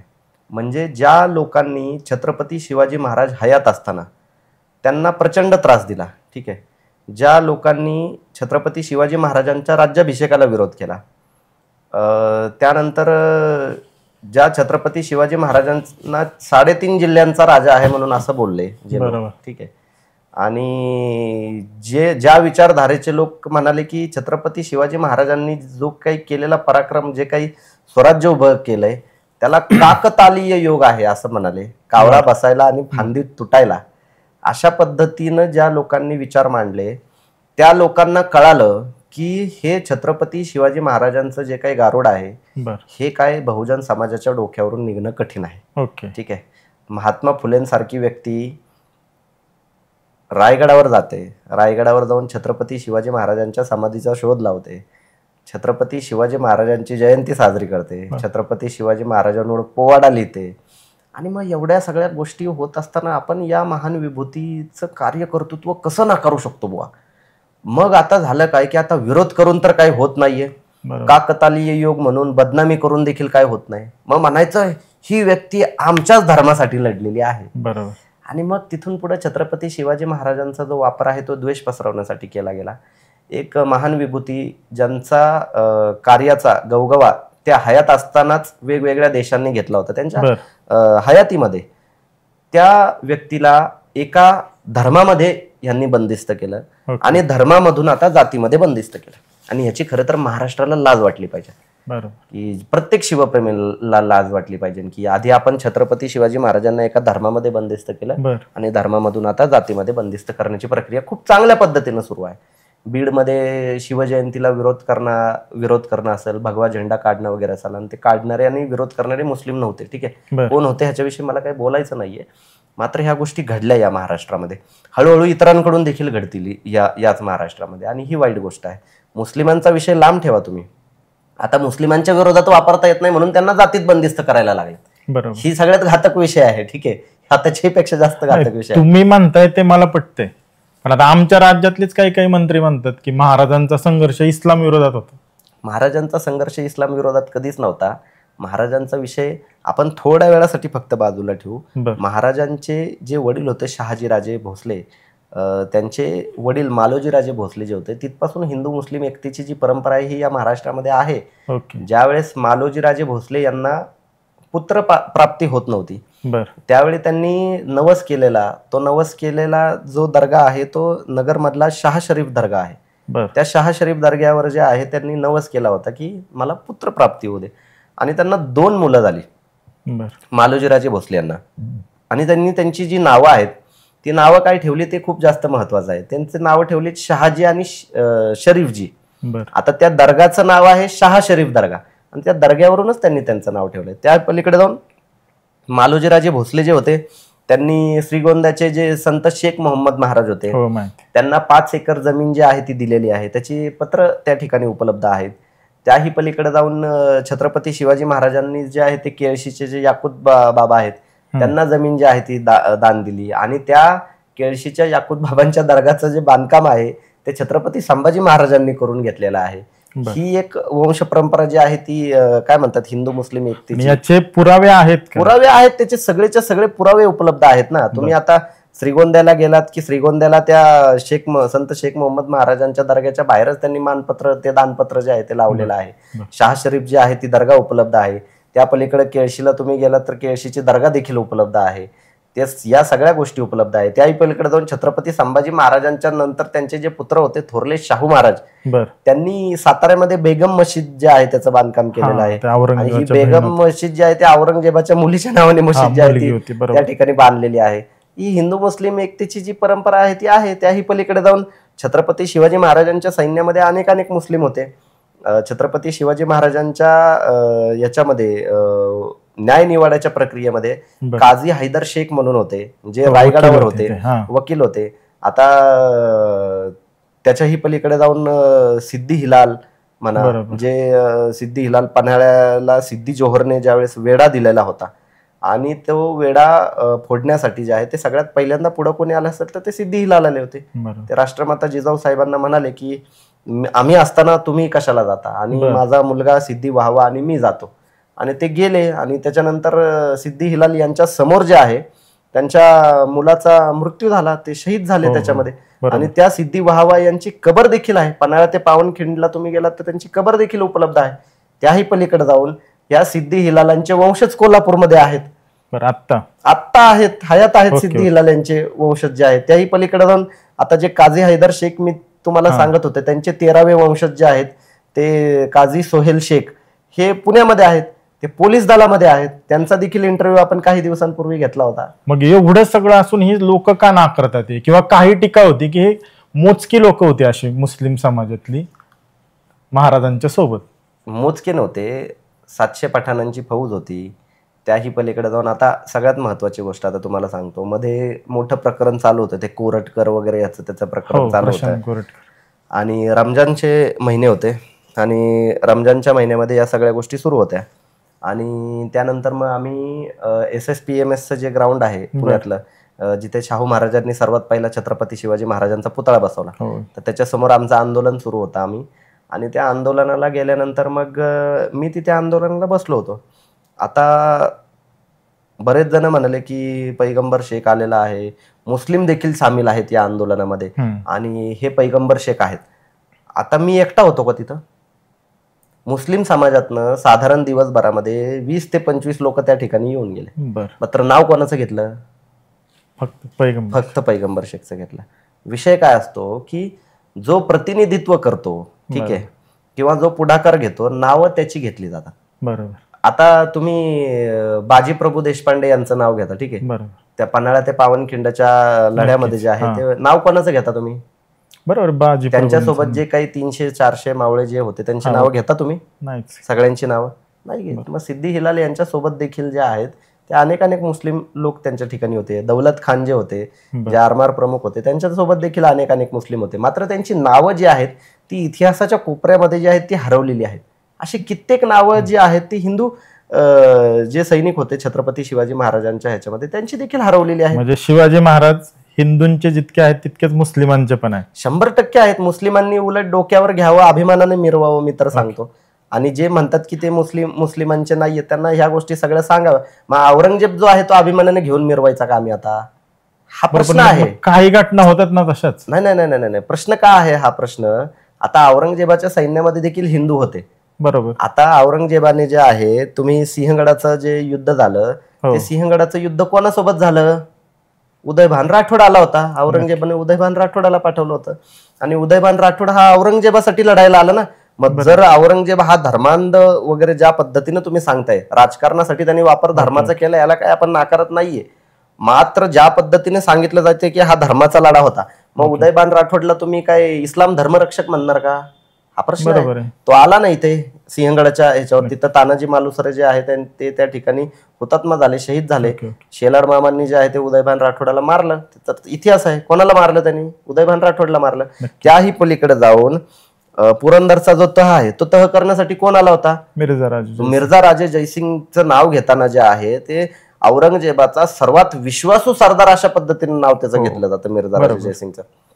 आणि तो मिर्झा राजे जयसिंग आला, त्याने छत्रपती शिवाजी महाराजांना तहामध्ये हरवलं आणि छत्रपती शिवाजी महाराजांना औरंगजेबाचा वाढदिवस आहे असं सांगून इकडून घेऊन गेला. आणि तिकडे घेऊन गेल्यानंतर काय घडलं काय नाही, घेऊन जाणारा मिर्झा राजे जयसिंग होता, मात्र तिथून सोडवण्यासाठी मदत करणारा हा मादारी मेहतर हा मुस्लिम होता. बरोबर. मग हा जो काही धर्माचा विषय तुम्ही सांगताय हा कसा होता? मग ह्याचा कुठेतरी विचार केला पाहिजे ना आपण, की हा धर्माचा लढा नव्हता, हा राजकीय लढे होते. राजकीय लढे कशा स्वरूपाचे होते की कोणाची व्यवस्था ही न्यायप्रिय आहे, कोणाची व्यवस्था ही जनतेला चांगलं काय म्हणतात त्याला सेवा पुरवणारी म्हणा किंवा जनतेला न्याय देणारी आहे, या पद्धतीचा तो लढा होता. दुसरा काय नव्हता. औरंगजेब हा धर्माचा गलिच्छ पद्धतीने वापर करणारा व्यक्ती होता. ठीक आहे. आणि योगायोग असा आहे की औरंगजेबाचा जन्म देखील गुजरातमध्ये झाला होता. बरं. तुम्ही आत्ताच्या काळाशी म्हणजे रेफरन्स देताय काय? रेफरन्स आता दिला ना जो द्यायचा मला तो, की धर्मासाठी जो आहे धर्माचं गलिच्छ राजकारण करणारे लोक ही गुजरातमध्ये जन्म घेतात का, हा प्रश्न त्या निमित्ताने निर्माण होतो. Okay okay. असं काही जास्त लांब नाहीये, म्हणजे फक्त 100 किलोमीटरचा अंतर. तुझा म्हणजे तुमचा हा मुद्दा आहे तोच मी कंटिन्यू करतो भाई. मग तुम्ही सुद्धा एका राजकीय पक्षाच्या व्यासपीठावरून काहीतरी बोलत होता, मग त्यामुळे हे मुद्दा येतोय का कुठला? की तुम्ही पण काल परवा एका राजकीय काहीतरी कार्यक्रम होतो ना, राष्ट्रवादी काँग्रेसच्या शरद पवार गट जे आहे, शरद पवार पक्ष, त्यांच्या तुम्ही पण हे राजकीयच मुद्दा मांडल्यासारखं झालं नाही ना. विषय तो नाहीये. विषय कसा आहे की तुम्ही कुठलीही भूमिका घेता त्याला 2 अंग असतात, एक सामाजिक आणि राजकीय अंग असतो. ठीक आहे. आता मी राष्ट्रवादी काँग्रेस शरद पवार पक्ष या मंचावर गेलो, त्यांनी मला निमंत्रित केलं होतं आणि त्यांनी हिंदू मुस्लिम ऐक्याची परंपरा याच्यावर बोलण्यासाठी त्यांनी मला वक्ता म्हणून बोलवलं होतं. आणि मला एकट्याला फक्त बोलवलं नव्हतं, त्यांनी पत्रकार अशोक वानखेडे जे आहेत, ज्यांनी काँग्रेस राष्ट्रवादी यांच्यावर आधी देखील सडाडून टीका केलेली आहे, त्यांना देखील बोलवलं होतं. त्या पलीकडे ज्ञानेश्वर वाबळे महाराज जे आहेत, जे कीर्तनकार आहेत, त्यांचा कुठल्या पक्षाशी काही संबंध नाही, त्यांना देखील कीर्तनाला बोलवलं होतं. तर ही सगळी मान्यवर मंडळी जी होती ती होती. आणि त्याच्यामध्ये त्यांनी मला देखील हिंदू मुस्लिम ऐक्याची परंपरा सांगण्यासाठी एक तरुण वक्ता असावं, त्याच्यासाठी त्यांनी मला बोलवलं. आणि मी गेलो आणि मला जे सांगायचं होतं ते मी सांगितलं. काही गोष्टी त्याही सांगितल्या ज्या गोष्टी राष्ट्रवादी काँग्रेसच्या मंचावर कधी बोलल्याच गेलेल्या आहेत मुसलमानांकडून, त्याही गोष्टी आपण त्या ठिकाणी बोललो. पैगंबर शेख हा प्रवास राजकारणासाठी नाही चालू आहे. राजकारणावर प्रभाव पडतो, मात्र आपण गोष्टी ह्या राजकारणासाठी करत नाही. आपल्याला सामाजिक बदल घडवायचा आहे. जोपर्यंत तुमचं सामाजिकरण सशक्त होत नाही तोपर्यंत राजकारणाविषयी बोलणं मला वाटतं की औचित्याचं राहणार नाही. कारण लोकांना काय करावं काय नाही ह्याचा सेन्सच जर नसेल तर राजकारणावर बोलणार कुठं तुम्ही मतदान कशासाठी करताय? नगरसेवकाची निवडणूक जर तुमची राष्ट्रीय मुद्द्यांवर होणार असेल, बरोबर, याचा अर्थ आपला समाज किती गचाळ लेवलपर्यंत चाललाय याचा विचार आपणच करायला पाहिजे. बरं, राजकीय राहिलं, पण मग संभाजी ब्रिगेडचं काम करताय का तुम्ही? मी संभाजी ब्रिगेडमध्ये आहे हे मी अभिमानाने कायमच सांगत असतो. मी त्या गोष्टी कधी लपवलेल्या नाहीयेत. संभाजी ब्रिगेड ही शिव फुले शाहू आंबेडकरी विचारधारा पुढे घेऊन जाणारी आहे. संभाजी ब्रिगेड म्हणजे काय ते आधी आपण समजून घेतलं पाहिजे. संभाजी ब्रिगेड म्हणजे जे विचार शाहू महाराजांनी मांडले, जे विचार फुलेंनी मांडले, जे विचार बाबासाहेब आंबेडकरांनी मांडले, जे विचार संत तुकाराम महाराजांनी मांडले, जे विचार छत्रपती शिवाजी महाराजांनी मांडले आणि जे विचार आपल्या महाराष्ट्रामध्ये बहुजन महान विभूती जे आहेत ज्यांनी मांडले ते विचार पुढे घेऊन जाणारी संभाजी ब्रिगेड आहे. संभाजी ब्रिगेड जे विचार मांडते ते विचार त्यांचे नाहीयेत, ते विचार या महान विभूतींचे विचार आहेत. त्या महान विभूतींच्या विचारांमध्ये संभाजी ब्रिगेडच्या विचारांमध्ये काही फरक आहे का हे तपासलं पाहिजे. जर ते नसेल तर आपण संभाजी ब्रिगेडला 100% फॉलो केलं पाहिजे. मात्र तेच विचार संभाजी ब्रिगेडचे आहेत, त्याच्यामुळे आपण संभाजी ब्रिगेडमध्ये आहोत. संभाजी ब्रिगेड या नावामुळे किंवा संभाजी ब्रिगेडमध्ये माझी खूप सारे मित्र आहेत म्हणून म्हणा, त्याच्यामुळे आपण संभाजी ब्रिगेड विचारांमुळे आपण चळवळीशी जोडले गेलेलो आहोत, बाकी काय नाही. ठीक आहे. महाराष्ट्रातला मुस्लिम समाज आणि मराठी भाषा याविषयी तुम्ही मतं मांडली होती, ती काय थोडी विस्ताराने? झालंय काय की महाराष्ट्रातला जो मुस्लिम समाज आहे हा आपण म्हणतो की राजकीय परिप्रेक्षामध्ये की या महाराष्ट्राचा गायपट्टा झालेला आहे, या महाराष्ट्राचं युपी बिहार झालेलं आहे असं म्हणतो. मात्र या महाराष्ट्रातील मुसलमानांचं युपी बिहारीकरण गेल्या 3 दशकांपासून सुरूच आहे. बरोबर. आता ते कशा माध्यमातून सुरू आहे? इथल्या मशिदींमध्ये, बहुतांश मशिदींमध्ये मौलाना हे उत्तर प्रदेश आणि बिहारचे आहेत. ठीक आहे. त्यांना इथली भाषा येत नाही. आता त्यांनी इथली भाषा येत नाही तर त्यांनी काय बिंबवलं बाबा या महाराष्ट्रातील मुसलमानांना की मराठी भाषा आहे, तुम्हारी भाषा नाहीये, ये गैरों की भाषा है किंवा ये हिंदुओं की भाषा है, अशा पद्धतीने त्यांनी ते बिंबवलं. मात्र हे युपी बिहारचे जे मौलाना आहेत जी भाषा या महाराष्ट्रामध्ये बोलतात तीच भाषा ते त्यांच्या तिथे बोलतात. आणि विषय झालाय काय की हा महाराष्ट्रातला जो मुसलमान आहे जो मराठी बोलायचा, जो मराठी भाषिक होता, तो हळूहळू मराठीला आपली भाषा नाही असं समजू लागला. आणि हा संघर्ष गेल्या 4-5 वर्ष खूप मोठ्या प्रमाणात होता. आता जरा त्याच्यामध्ये बदल झालाय ऍक्च्युली. आणि झालंय काय की आधी म्हणायचे की मराठी बोलायला लागलो की म्हणायचे येतो हिंदू का आहे, असं म्हणायचे. बरोबर. आणि अजून देखील मुस्लिम बहुल भागामध्ये वगैरे कुठे तुम्ही गेलात आणि मराठीमध्ये बोलायला लागले की ते म्हणतात, मला अजूनही फोन काही जणांचे आले तर ते म्हणतात की मै पठाण बोल रहा, मै सय्यद बोल रहा, म्हणजे मी मराठीतून जर बोलायला लागलो का बरोबर मग म्हणतात की मै मुसलमान हूं, मला सांगतात असं. बरोबर म्हणलं हो समजलं मला तुम्ही मुसलमान आहे. म्हणलं मग काय, म्हणलं नाही मला वाटलं तुम्ही हिंदीत बोलाल. म्हणलं कशासाठी हिंदीत बोलायचं. म्हणलं मराठी ही आपली मातृभाषा आहे, महाराष्ट्राची भाषा आहे, ती भाषा मुसलमानांची देखील आहे आणि ती भाषा त्यांनी बोलली पाहिजे. बरोबर. आम्ही मुस्लिमांना सांगतोय की तुम्ही इथले भूमिपुत्र आहात. नक्की. मात्र इथल्या काही मुस्लिमांचं म्हणणं आहे की आम्ही युपी बिहारचे आहोत, जे युपी बिहारचे यांना किंमत देखील देत नाही. म्हणजे स्पष्ट भाषेत सांगायचं तर चपली जवळ देखील उभं करत नाहीत. आता इथे महाराष्ट्राच्या मशिदीमध्ये उत्तर प्रदेश आणि बिहारचे कितीतरी मौलाना आहेत. मी त्या राष्ट्रवादी शरदचंद्र पवार पक्ष जो आहे त्यांच्या ह्याच्यामध्ये देखील बोललो मी की कितीतरी जे मुसलमान आहेत, युपी बिहारचे मुस्लिम आहेत, ते इथल्या मशिदीमध्ये मौलाना आहेत. युपी बिहारच्या एका मशिदीमध्ये महाराष्ट्राचा मौलाना दाखवा. बरोबर आहे. म्हणजे ते तुम्हाला चपली जवळ पण उभं करत नाहीत. आणि तुम्ही तुमची प्रत्येक मशिदीतले हजारोंची जी संख्येने जे लोक आहेत त्यांची जी डोकी आहेत ती त्यांच्याकडे गहाण ठेवलेली आहेत, ज्यांचा इथल्या संस्कृतीशी काहीच संबंध नाही. माझं तर स्पष्ट सांगणं आहे, या महाराष्ट्रातल्या 100% मशिदी या युपी बिहारी मौलाना मुक्त झाल्या पाहिजेत. बरोबर. तिथे महाराष्ट्रात सामाजिक विण पण उसवली जाते. सामाजिक विण उसवली जाते. तिथे महाराष्ट्रातले जे मराठी बोलणारे जे मौलाना आहेत ते जास्तीत जास्त मोठ्या प्रमाणामध्ये आले पाहिजेत. आणि जो मराठी बोलतो का त्याला इथली संस्कृती माहिती असते, त्याला पैगंबर साहेब माहितीच असतात, मात्र त्याला ज्ञानेश्वर महाराज, तुकाराम महाराज, शिवाजी महाराज देखील माहिती असतात.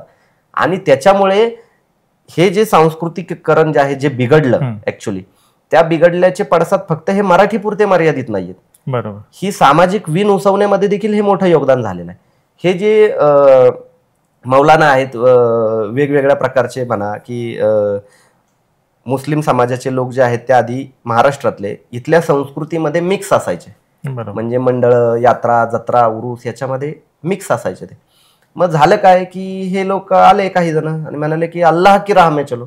अल्लाह की राह कुठलं बाबा नक्की हेच त्यांना समजलं नाही पहिली गोष्ट. मग त्यांना जमातमध्ये घेऊन गेले.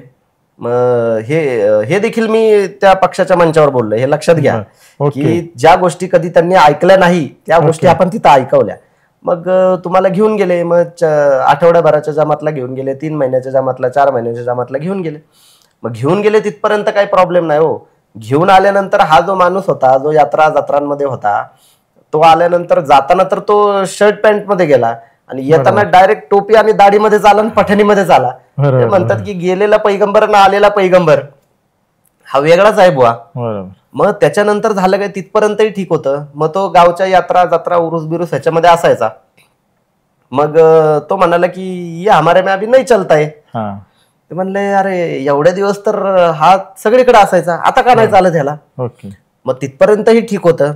मग ती जी स्पेस जी निर्माण झाली का, जो मुस्लिम समाज गावगाड्यामध्ये उंबऱ्यापासून स्वयंपाक घरापर्यंत असायचा. बरोबर. खांद्याला खांदा लावून असायचा. अजूनही आहे ग्रामीण वेशी बाहेर न राहिलेला समाज आहे. ठीक आहे. मग तो जो समाज आहे त्या समाजाने सगळ्यात पहिल्यांदा स्वतःला आयसोलेट करून घेतलं. मग ते आयसोलेट करून घेतल्यानंतर झालं काय की हे जे वेगवेगळे अर्बन मनुवादी ज्याला आपण म्हणतो की जे वेगवेगळे विचारधाराचे गावागावामध्ये फिरून आता प्रसार प्रचार करतात, ते लोक त्या मंडळांमध्ये गेले, वेगवेगळ्या जत्रा उरसांमध्ये गेले आणि मुस्लिमांच्या विषयी डायरेक्ट द्वेषात्मक बोलायला सुरू केलं त्यांनी. बरोबर. आणि ते बोलत असताना तिथं मुस्लिम नव्हते. आधी होते तर ते येत नव्हते आणि आता येतात तर घालवण्याचे प्रयत्न चालू आहेत त्यांचे. बरोबर बरोबर. नक्की नक्की. मग हे मुस्लिमांना समजलं पाहिजे की आपण काय केलं पाहिजे काय नाही. मुस्लिमांचं समाजकारण जे आहे ते व्यवस्थित नाहीये. सगळ्यात पहिला प्रॉब्लेम तर हा आहे की जगाच्या पाठीवर तुम्हाला सांगतो, महाराष्ट्र वगैरे तर थोड्या वेळ आपण लांब ठेवू, जगाच्या पाठीवर बुद्धिवंतांना, विचारवंतांना किंमत न देणारा जर कुठला समाज असेल तर तो मुस्लिम समाज आहे. नाही बरोबर आहे. आणि डॉक्टर बाबासाहेब आंबेडकर म्हणतात, जो समाज स्वतःच्या समाजातील बुद्धिवंतांना, विचारवंतांना किंमत देत नाही तो समाज कधीही स्वतःची प्रगती करू शकत नाही. बरोबर आहे. आता मी काय म्हणतोय, थोडक्यात फक्त तुमची मतं द्या. ते औरंगजेबची कबरचा मुद्दा झाला आता मध्ये. काय औरंगजेबाच्या कबरीचा काय विषय आहे? औरंगजेबाची कबर ती आधीपासून तिथं आहे, त्या औरंगजेबाची कबर तिथं आहे ते खुलताबाद मधल्या लोकांनाही माहित नव्हतं सगळ्यात पहिला गोष्ट. आणि त्या औरंगजेबाच्या कबरीचं काय उदात्तीकरण वगैरे होत होतं अशातलाही काही भाग नव्हता. कसं असतं की तुम्ही भारत माता की जय म्हणत असता, ठीक आहे, मात्र तुमचं गचुंड कोणीतरी धरलं म्हणलं भारत माता की जय म्हणणारा माणूस काय म्हणतो, नाही म्हणत जा. बरोबर, असा विषय ना. त्या औरंगजेबाच्या कबरीचा विषय तसा झालाय.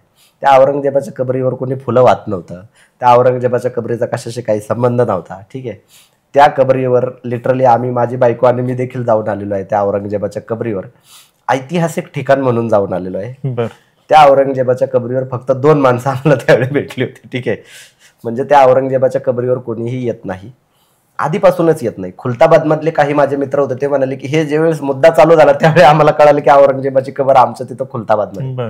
विचार करा, औरंगजेबाची कबर या महाराष्ट्रामध्ये आहे, हे या महाराष्ट्रातील मराठ्यांसाठी अभिमानाची गोष्ट आहे. मराठे म्हणजे कोण, हे 18 पगड जातीचे आणि सर्व धर्माचे जे मावळे आहेत ते मराठे, ठीक आहे. मराठा हा शब्द आत्ता समूहवाचक एका किंवा एका जातीशी लिमिटेड मर्यादित करण्यात आलेला आहे. जसं आता छत्रपती शिवाजी महाराजांना आधी यांनी मराठा हा शब्द एका जातीशी मर्यादित केला, आता छत्रपती शिवाजी महाराज एका जातीशी मर्यादित करायला लागले. ही लय बेकार प्रोसेस आहे, हे समजून घेतलं पाहिजे.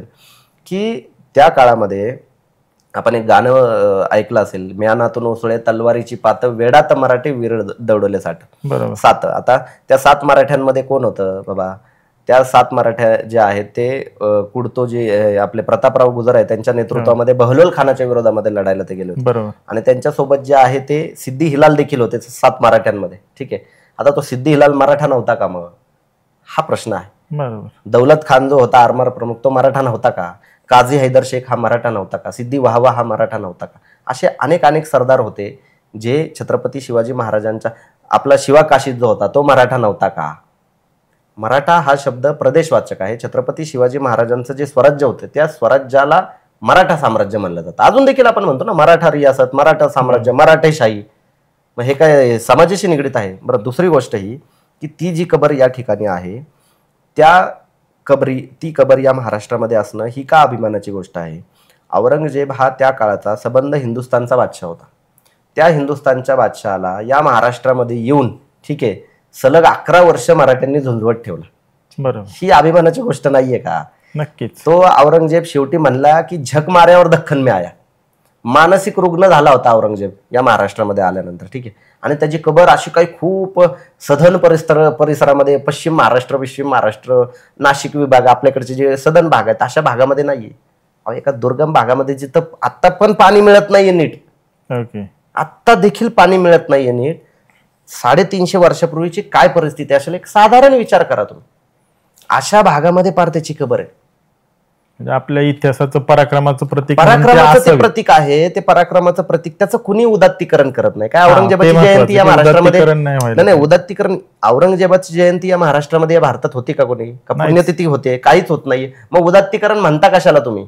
औरंगजेबाच्या इतिहासाचा अभ्यास झाला पाहिजे. इतिहासाचा अभ्यास साधक बाधक ह्याच्याने झाला पाहिजे, ह्याला कोणीच नाकारत नाही. मात्र मुस्लिम औरंगजेबाची कोणी जयंती करतं का. नाही, जयंती करत नाहीत, पण काही लोक स्टेटस लावतात, कोण ते दुग्धाभिषेक करते. मग मी तुम्हाला तेच म्हणालो ना, मी तुम्हाला तेच म्हणालो की हे जे म्हणलो ना की भारत माता की जे एखादा म्हणतोय, ठीक आहे. आता एखादा माणूस समजा रस्त्याने चाललाय, ठीक आहे, आता तो कचरा पेटीतच टाकणार असतो, ठीक आहे. मात्र एखादा त्याच्याकडे आला, म्हणला दमदाटी दिली, हे कचरा त्याच्यातच टाकायचा, तो काय म्हणणार, मग तो चिडणार ना. बरोबर, त्याला राग येणार. तो मे बी त्यावेळेस कचरा त्या कचऱ्याच्या डब्यात टाकेल, मग पुढच्या वेळेस येऊन तो काय करणार, कचरा बाजूलाच टाकून जाणार. तर त्याला आता ह्या औरंगजेबाच्या विषयावरून सलग छेडणं चालू आहे. मुसलमानांच्या जाणीवेत नेणीवेत अभ्यासात, मला अख्ख्या मराठवाड्या भागामध्ये देखील तुम्ही फिरा, सगळीकडे फिरा, कुणी औरंगजेबाचा अभ्यास देखील करत नाही, कोणाला इंटरेस्ट देखील नाहीये. बरोबर. मात्र हे सलग काहीतरी औरंगजेबाची कबरीचा विषय काढायचा, काहीतरी काढायचं. मुळात त्यांना औरंगजेबाला काही बोलायचं नसतं, त्या औरंगजेबाचं नाव घेऊन मुसलमानांना छेडायचं असतं. मग तुम्ही शिवाजी महाराज सगळ्यांचे आहे हे का सांगत नाही बरं. मग ही लोक एवढी म्हणजे काय म्हणतात त्याला, की त्यांना तर काय म्हणतात त्याला, की हरामखोर वृत्तीचे आहेत, की एकीकडे औरंगजेब हा मुसलमानांवर लादायचा आणि शिवाजी महाराजांचं मुसलमानांचं कनेक्शन तोडून काढायचं. मग तुम्ही शिवाजी महाराज सर्व समावेशक होते, शिवाजी महाराज सकल जनवादी होते, हे सांगायला तुम्हाला काय प्रॉब्लेम आहे. आता आपण गौतम बुद्धांचं नाव घेतो, गौतम बुद्धांचं नाव घेताना आपण काय म्हणतो, गौतम बुद्धांनी जगाला शांतीचा संदेश दिला म्हणतो ना. बरोबर. अहो तुकाराम महाराजांना पण आपण जगद्गुरू म्हणतो ना. आणि आम्ही पैगंबर साहेबांचं नाव घेताना काय म्हणतो की पैगंबर साहेब जे आहेत ते सगळ्या जगासाठी प्रेषित म्हणून पाठवले असं आम्ही सांगतो. बरोबर. त्याही पलीकडे महावीरांचं नाव घ्या तुम्ही, येशू ख्रिस्तांचं नाव घ्या, सगळ्यांची नावं तुम्ही कुठल्याही महान विभूतींची तुम्ही नावं घ्या, ते सगळ्यांचं डॉक्टर बाबासाहेब आंबेडकरांना आपण विश्वरत्न म्हणतो. आणि शिवाजी महाराजांचं नाव आले की मग हिंदू धर्मीयांपुरतं मर्यादित ठेवता. आणि तिथून पण जर काय म्हणतात की तेही हेतू सफल नाही झाले की मग मराठ्यांपुरते मर्यादित करता. तुम्ही का करता तुम्ही असं? मग तुम्ही काय करताय? हे जे हिंदुत्ववादी आहेत, हे जे अर्बन मनोवादी आहेत, हे काय करतात ह्याचा विचार ह्यांनी केला पाहिजे. एक महान विभूती त्यांच्या हयातीत असताना संपूर्ण जगावर, जगाच्या राजकारणावर ज्यांनी प्रभाव पाडला त्यांना तुम्ही सीमित करताय, ह्याचा कुठेतरी विचार केला पाहिजे. पण हे जे कोण आहेत त्या अर्थाने समाजाचं आयसोलेशन करतात किंवा ध्रुवीकरण करतात, बरोबर करतात, त्यांना तसे मुद्दे मिळतात ना. आता काही लोक ठराविक धर्मातूनच अतिरेकी तयार होतात, ते आतंकवाद ठराविक एखाद्या धर्मापुरता मर्यादित अशी टीका करतात.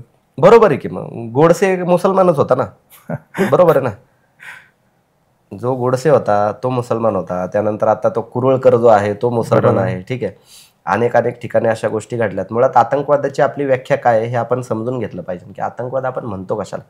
मी काय मुसलमानांच्या धर्मांधतेला कधी आपण गोंजारलेलं नाही, आपण त्याला धुवूनच काढतो आपण. आणि आपण जेवढे हे पुरोगामी म्हणा, जेवढे बाकीचे बोलत नसेल तेवढं तर आपण धर्मांध, हे मुसलमान हा शब्द तर आपण जास्तीत जास्त वापरतो. नक्की. तर मला म्हणायचंय काय की आपण आतंकवाद नक्की म्हणतो कशाला हे समजून घेतलं पाहिजे. मॉब लिचिंग करणाऱ्यांना आपण आतंकवादी म्हणणार आहोत की नाही म्हणणार आहोत हा प्रश्न आहे. का फक्त AK-47 हातामध्ये घेऊन कुणीतरी आलन गोळ्या घातल्या त्यालाच आपण आतंकवादी म्हणणार आहोत?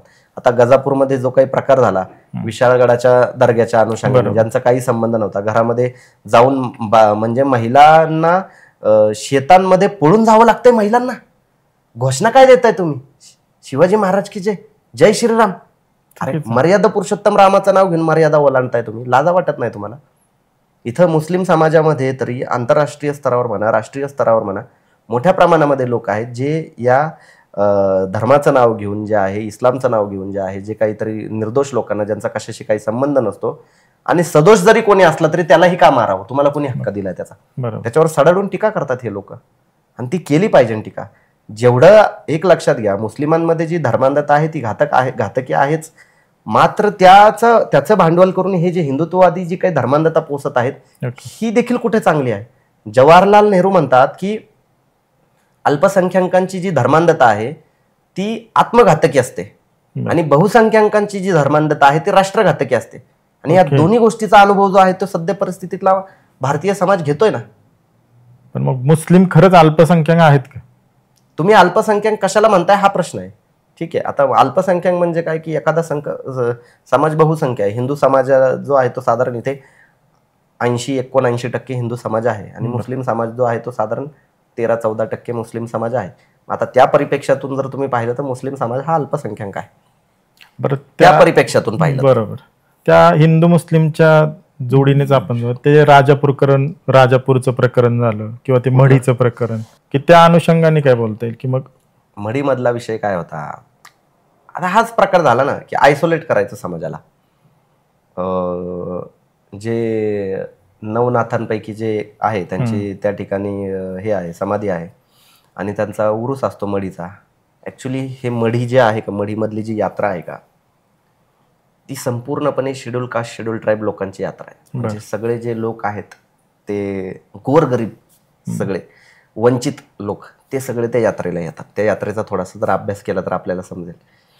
आणि तिथे बऱ्याच जणांच्या समस्या असतील, काय गाव बैठका असतील, या सगळ्या गोष्टी देखील त्या यात्रेमधून होतात. साधारण त्या यात्रेला 3.5 ते 4 लाख जे आहेत ते लोक त्या यात्रेमध्ये येतात.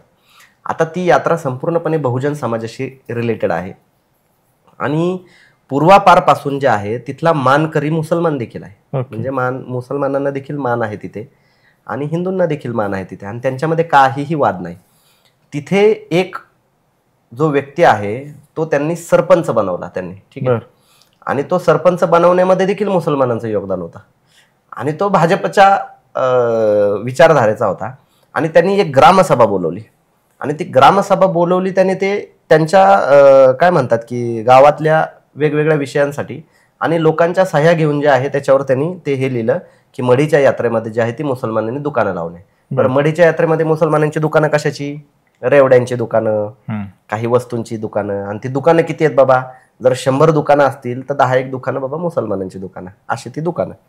मग दुकानं का लावायची नाही? मुळात जाणीवपूर्वक तो मुद्दा त्यांनी त्या ठिकाणी आणला. काही संबंध कशाशी नव्हता. म्हणले ह्यांचा त्रास होतो, त्यांचा त्रास होतो. त्रास त्याच्यानंतर ते सगळ्या गोष्टी झाल्यानंतर ग्रामसेवक त्या ठिकाणी आले, त्याच्यानंतर कलेक्टर त्या ठिकाणी आले आणि ते सगळं रद्द केलं त्यांनी. बर, कारण तिथल्या गावकऱ्यांचा त्याला पूर्ण विरोध होता.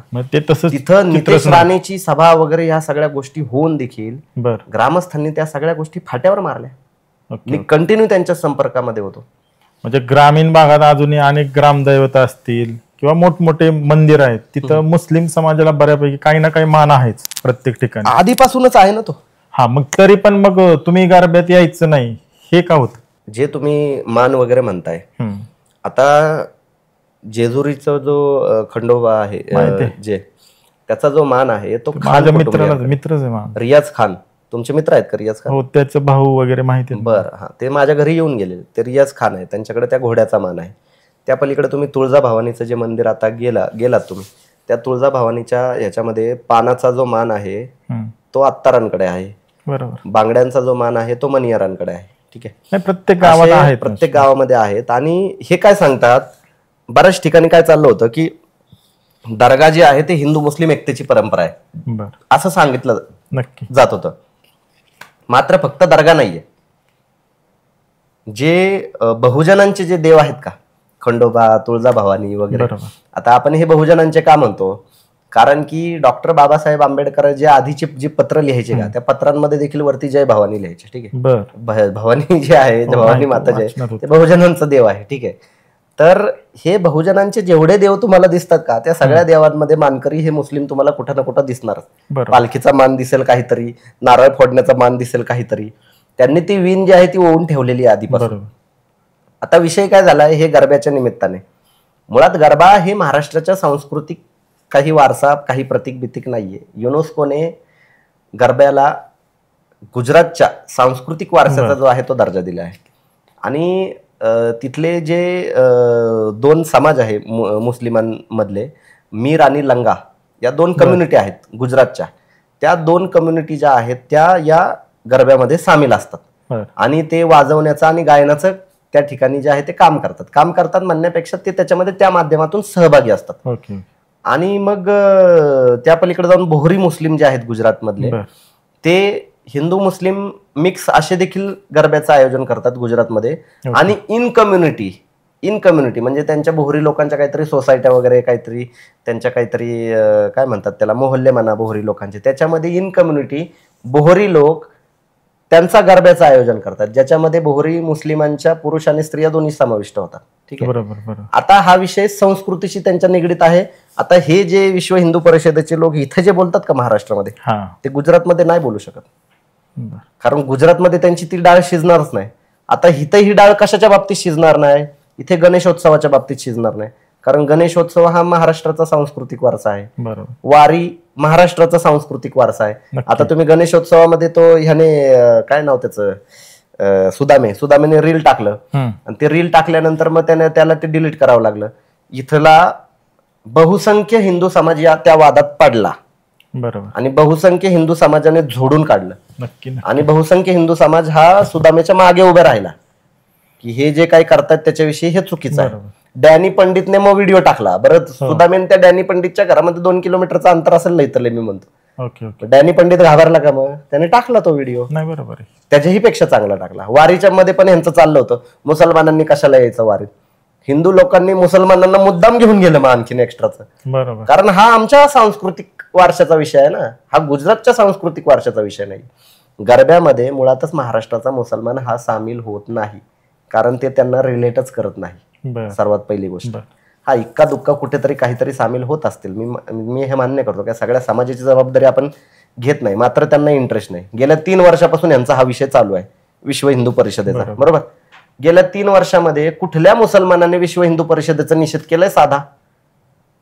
हे म्हणतात गरब्यामध्ये येऊ देऊ नका, मागच्या वर्षी म्हणाले दुर्गा पूजा करा, या वर्षी म्हणाले वराह पूजा करा, गोमूत्र शिंपडा, त्यांनी तिसऱ्याने म्हणाले की आल्यानंतर धर्मांतर करून पाठवा. कोणी बोललं याच्यावर? नाही, बोलणार पण नाही. आता हे तुम्ही वारीविषयी बोला बरं, हे तुम्ही गणपतीविषयी बोला बरं. इथला मी म्हणतो 50% हिंदू समाज यांच्या विरोधामध्ये डायरेक्ट जाईल. ते भले भाजपला मतदान करणारे पण असतील, मी तुम्हाला सांगतो. वारीत जाणारे काही वारकरी म्हणा किंवा मोठ्या 50% वारकरी म्हणा भाजपला मतदान करणारे देखील असतील, पण वारीत मुसलमानांनी सामील व्हायचं नाही म्हणाले का, ते ह्यांच्या बाजूने कधीच उभे राहणार नाही, कारण तो आपल्या सांस्कृतिक वारशाचा विषय. बरं, एक 2-3 वेळेत आता पुढचे मुद्दे घेऊ. हिंदू मुस्लिमवरून आपण परत मुस्लिमकडे येऊ, की मुस्लिम समाजात एकाहून जास्त विवाह होतात, त्याचं काय म्हणजे मला तुझं मत हवंय प्रेक्षकांसाठी. धनंजय मुंडेंनी कधी इस्लाम स्वीकारला मला नाही माहिती खरं तर. ठीक आहे, आता त्यांना काय स्वीकारायची इच्छा असेल तर त्यांचा विषय आहे. आता हे आता ह्याच राजकीय ह्याच्यामध्ये म्हणा, आपण राजकीय आणि सामाजिक परिप्रेक्ष्यातलंच आधी बोलूया, की राजकीय आणि सामाजिक परिप्रेक्ष्यामध्ये हसन मुश्रीफांनी 2 लग्न केलेत का, अबू आझमीने 2 लग्न केलेत का, इम्तियाज जलीलने 2 लग्न केलेत का, असदुद्दीन ओवैसीने 2 लग्न केलेत का, मी केलेत का 2 लग्न? बाबा कोण 2 लग्न करतंय नक्की, हा प्रश्न आहे. कसं आहे की इथे एकाच बायकोचा खर्च निघत नाहीये आणि दुसरं लग्न करणार कोण? महागाई एवढी मोठ्या प्रमाणामध्ये वाढलेली आहे. ठीक आहे, नक्की नक्की. दुसरी गोष्ट काय की हे बहुपत्नीत्व वगैरे हे जे म्हणतो का आपण, काय म्हणतात की ते मुंगेरी लाल के हसीन सपने नाही का, तसा प्रकार आहे हा, की 4 लग्न करू शकता, आपण करत कोणीच नाही. समजलं का? किती मुसलमान तुम्हाला भेटले जे 2 एकापेक्षा जास्त लग्न करतात? करत नाही अशातला भाग नाही. माझ्याही कुटुंबामध्ये काही नातेवाईकांच्या मनात झालेली आहेत, एकापेक्षा जास्त लग्न झालेली आहेत. मात्र किती जण अशी करतात? बरोबर, करोडोमध्ये, लाखोमध्ये एखादा. आता हेच हिंदू धर्मियांमध्ये देखील होतं, मात्र ते सांगून नाही होत किंवा ते तसे कायदे अवेलेबल नाहीत, मात्र करतात. आता काही जे आहेत काय म्हणतात त्याला नेते, त्यांची 2 लग्न होतात. ते 2 लग्न झाल्यानंतर त्यांची जे दुसऱ्या बायकोची पोरं जी आहेत ती देखील प्रचारात असतात. ठीक आहे, त्याच्यानंतर ते सामाजिक न्यायमंत्री होतात. सगळ्यात महत्वाचा विषय तर आहे, ठीक आहे, सामाजिक न्यायमंत्री होतात ते. आणि त्याच्यानंतर मग त्यांची दुसरी बायको टीका पण करते, ते पण सगळेजण बघतात. आणि ते सगळं बघून देखील ढाण्यावाग बिण्यावाग अशा देखील कमेंट दिल्या जातात. मग आता हे जर मुसलमानांनी एखादं केलं तर तुम्ही काय म्हणणार त्याला? हा प्रश्न आहे. कसं आहे की एकापेक्षा 2 लग्न करावे की नाही करावे हा चर्चेचा मुद्दा असू शकतो, मात्र एकापेक्षा 2 लग्न फक्त मुस्लिमच करतात अशातला काही भाग नाही. राहिला प्रश्न भारतासारख्या ठिकाणी आणि अरब कंट्री, ज्या देशामधून तो कायदा आलेला आहे. ठीक आहे, हिंदू धर्मामध्ये बहुपत्नीत्वाला स्थारा नाही असं म्हणू शकत नाही. बरोबर, भारतीय संविधानाने जे हिंदू कोड बिल जे आलं आपलं, म्हणजे विवाह कायदे जे आले, त्या कायद्यानुसार तुम्ही बहुपत्नीत्व तुम्ही करू शकत नाही. मात्र हिंदू धर्मामध्ये जे आहेत ते बरेच महापुरुष महान विभूती जे आहेत त्यांनी एकापेक्षा जास्त लग्न केले. छत्रपती शिवाजी महाराजांची जे आहे ते 8 लग्न झाली होती, त्यांना 8 पत्नी होत्या छत्रपती शिवाजी महाराजांना. मात्र हे सांगण्याचं कारण का, की आपण सांगतोय हे प्रबोधनाच्या ह्याने सांगतोय की त्यांनी ते का केलं? स्वराज्य विस्तार व्हावा, स्वराज्यामध्ये अनेक लोक जे आहेत ते सामील व्हावे, नातेसंबंध आले की काय म्हणतात त्याला, की बाकीच्या ज्या काही गोष्टी आहेत ते करणं सोपं जातं. तसंच आता पैगंबर साहेबांची 11 लग्न झाली. तर पैगंबर साहेबांची 11 लग्न करण्यामागची जी कारणं होती ती सामाजिक आणि राजकीय कारणं होती सगळी. आता त्या काळामध्ये अरबमध्ये जे आहे ते मक्का, जिथं ते प्रदक्षिणा घालतात, त्या मक्का या शहराचं जे आहे ते सगळ्या नियोजन म्हणा किंवा ट्रस्टी म्हणा ते अबू सुफियान म्हणून होते. अबू सुफियान आणि त्यांची बायको हिंद. ठीक आहे, त्यांच्याशी खूप झुंज पैगंबर साहेबांना द्यावी लागली, संघर्ष द्यावा लागला. पण ज्यावेळेस पैगंबर साहेबांनी अबू सुफियानच्या मुलीशी लग्न केलं आणि तिथे अरबमध्ये एक प्रथा होती की बाबा आपल्या जावयाशी आपण भांडणं करू शकत नाही. मग त्याच्यानंतर अबू सुफियान आणि पैगंबर साहेबांचा संघर्ष संपला. मग ही राजकीय आणि सामाजिक कारणं तत्कालीन असतात. आता आपल्याकडे तसली काय सामाजिक आणि राजकीय तसली तत्कालीन कारणं कोणाची नाहीयेत. माझ्या मित्राने एक प्रश्न पाठवला, त्या मक्केत शिवलिंग आहे का? पण काही संबंध नाहीये, शिवलिंगाचा काही संबंध नाहीये. मला असं म्हणायचंय, हे जे काही काय म्हणतात त्याला की गैरसमज जे पसरवले जातात, हे गैरसमज एका विखारी हेतूने पसरवले जातात. की मक्कामध्ये विचार म्हणजे ते काय, ते अजित चव्हाण भाजपचे प्रवक्ते मक्केश्वर आहे वगैरे, म्हणजे मला त्या बुद्धीची कीव येते. या जगामध्ये आता हेच म्हणतात की आम्ही विविधता मान्य करतो, बरोबर आहे. या जगामध्ये अनेक अनेक धर्म आहेत, ही देखील या जगाची विविधता आहे. ठीक आहे. इस्लामिक जी क्रांती झाली, जे इस्लामिक रिव्होल्युशन झालं ते अरबमध्ये झालं. त्यावेळेस त्या ठिकाणी त्या काबागृहामध्ये 365 देवी देवतांच्या मूर्त्या होत्या. ज्या देवी देवतांचा आणि भारताचा काही संबंध नव्हता. त्या देवांची नाव होती हुबल, लात, उज्जा नावाची एक देवी होती. त्या देवीला तर ते खूप मानायचे. म्हणजे एखाद्या युद्धाला वगैरे गेले की उज्जा देवी महान आहे, उज्जा देवी आम्हाला मदत करेल वगैरे अशा पद्धतीनं सांगायचे. आता हा अबू सुफियान जो मी सांगितला, जे एक युद्ध झालं होतं, त्या युद्धामध्ये पैगंबर साहेबांना पराभव स्वीकारावा लागला होता आणि ते एका टेकडीवर गेले होते. त्या टेकडीवर गेल्यानंतर अबू सुफियानने खालनं घोषणा दिली की उज्जा देवी आमच्या सोबत आहे. मग त्याच्यानंतर टेकडीवरचे लोक म्हणाले की आमच्या सोबत एक अल्लाह आहे. अशा पद्धतीनं ते त्या पद्धतीचं ते हे होतं. मात्र त्याचा आणि ह्या भारताचा काही संबंध नाहीये. त्याच्यामध्ये शिवलिंग वगैरे काय नाही. तिथं येशू ख्रिस्तांच्या देखील प्रतिमा त्या ठिकाणी होत्या. त्यानंतर जे पैगंबरांची जी परंपरा सांगितली जाते, कित्येक पैगंबरांच्या त्या ठिकाणी प्रतिमा होत्या. मात्र ते शिवलिंग वगैरेचा काही संबंध नाहीये त्याच्यामध्ये. इथे अनेक तुम्ही जे तुमचे मित्र म्हणतात की त्या गोष्टी सांगतात, माझं असं त्यांना म्हणणं आहे की तुम्ही प्रबोधनकार ठाकरे यांचं देवळाचा धर्म आणि धर्माची देवळे हे पुस्तक वाचा. मग किती मंदिरांखाली विहार निघतात हे तुम्ही पहा. ठीक आहे भाई, तुमच्यावर गप्पा मारताना मज्जा येते, पण तरी आपण जरा थोडं रॅपिड फायर करूया. चालतंय की. बिर्याणी की पुरणपोळी? डिपेंड येते कधी तुम्ही करणार आहात ते. आता आमच्या घरामध्ये होळी बिळी काय असले की पुरणपोळी असते आणि बिर्याणी. ऍक्च्युली पुरणपोळी आमच्या घरामध्ये महिन्यातून 2 ते 3 वेळा पुरणपोळी असतेच असते. मात्र दोन्ही तुमचं असं एक बोलू शकत नाही आपण.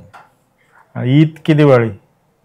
दोन्ही ऍक्च्युली आपण असं तुलनात्मक करू शकत नाही याच्यामध्ये. तुम्ही त्या राजकीय व्यासपीठावर जाणार आहे मला वाटतं, उत्तरावरून कळते. नाही, राजकीय व्यासपीठाचा विषय नाहीये. कसं आहे की सणांची तुलना आपण करू शकत नाही. ईदचं एक वेगळं महत्व आहे.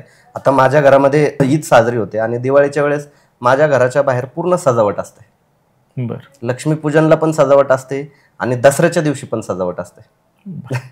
मग देश की धर्म? देश. संविधान की शर्यत? संविधान. झेंडा भगवा की हिरवा? भगवा हिरवा नाही, तिरंगा. मंदिर मस्जिद जे वाद आहेत त्याच्यावर कोर्ट उत्तर आहे का संवाद? संवाद उत्तर आहे त्याच्यावर. पहिला संवाद झाला पाहिजे. भारतीय मुस्लिम धर्मनिष्ठ आहे की आधुनिक? दोन्ही प्रकारामध्ये तुम्हाला वेगवेगळे परिप्रेक्ष्य भेटतील. जिथं शिक्षण आहे, शिक्षणाचं अभाव नाहीये, तिथं तुम्हाला काय म्हणतात आधुनिक मिळेल. आणि जिथं शिक्षणाचा अभाव आहे म्हणजे तिथं तुम्हाला धर्मनिष्ठ मिळेल. आणि धर्मनिष्ठ असणं म्हणजे काय हे पहिल्यांदा ह्याची व्याख्या आपल्याला क्लिअर केली पाहिजे. आधुनिक असणं म्हणजे देखील धर्मनिष्ठ आहे. आधुनिकता म्हणजेच धर्म जर आपण म्हणलो तर मग त्याला धर्मनिष्ठ म्हणू शकता. बरोबर. आता मी आधुनिक आहे, मग मी काय धर्मद्रोही आहे का? बरोबर. ठीक आहे. भारत पाकिस्तान मॅच एकत्र बघायला मज्जा का रिस्क? भारत पाकिस्तान मॅचच होऊ नये. कारण की अशा देशाची मॅच का घ्यावी ज्या देशाला सतत काहीतरी कुरघोड्या करायच्या असतात. त्या देशांची मॅच करूच नाही, माझं असं स्पष्ट म्हणणं आहे. कारण की त्याच्यामुळे आता ते मॅच झाल्यानंतर काय झालं प्रकार बघितला, ते AK-47 टाईप. म्हणजे एवढा जर माज असेल तर मला असं वाटतं की आपण त्यांच्याशी मॅच वगैरे न करणंच जास्त चांगलं आहे. आणि मग सकाळी उठण्यासाठी मस्जिदची आजान की मंदिराची घंटा? आमचा अलार्म असतो बुवा, आम्ही अलार्म ऐकून उठतो. आमच्या तिथे काय मस्जिदचा पण आवाज येत नाही, मंदिराची घंटा पण येत नाही. आणि हिंदू मुस्लिम ऐक्यासाठी छत्रपती शिवाजी महाराज की अकबर? छत्रपती शिवाजी महाराजांचा कार्यकाळ वेगळा आहे, अकबराचा कार्यकाळ वेगळा आहे. अकबराने त्याच्या ह्याच्यामध्ये जे आहे काय म्हणतात त्याला नाण्यावर राम आणि सीतेचं जे आहे ते चित्र ठेवलेलं होतं. ठीक आहे. अकबराच्या घरामध्ये जे आहे महालामध्ये श्रीकृष्णाचं मंदिर होतं. छत्रपती शिवाजी महाराज आणि अकबराची तुलना आपण नाही करू शकत खरं तर. मात्र हिंदू मुस्लिम परंपरा सांगत असताना ज्या पद्धतीनं आपण छत्रपती शिवाजी महाराज हे मुस्लिमांचा आदर करायचे, मुस्लिमांच्या धार्मिक प्रतीकांचा आदर करायचे हे सांगतो, त्याच पद्धतीनं मोगलांमध्ये कोण हिंदूंच्या धार्मिक प्रतीकांचा आदर करायचं हे देखील सांगणं तितकंच गरजेचं आहे. आता आदिलशहा II जो आहे त्यांनी तो सरस्वती पुत्र म्हणून घ्यायचा स्वतःला. अल्लाहचा पुत्र किंवा काय म्हणतात नबी नबींचा हे वगैरे तसं काय म्हणाल नाही ना. तो म्हणतो की मी सरस्वती पुत्र आहे, सरस्वतीवर स्तोत्र लिहितो, गणपतीवर स्तोत्र लिहितो. मग ह्या देखील गोष्टी समोर आल्या पाहिजेत की या गोष्टी ज्या आहेत त्या कमी अधिक प्रमाणामध्ये दोन्ही बाजूने सुरू होत्या. ओके. औरंगजेब की छत्रपती संभाजी महाराज?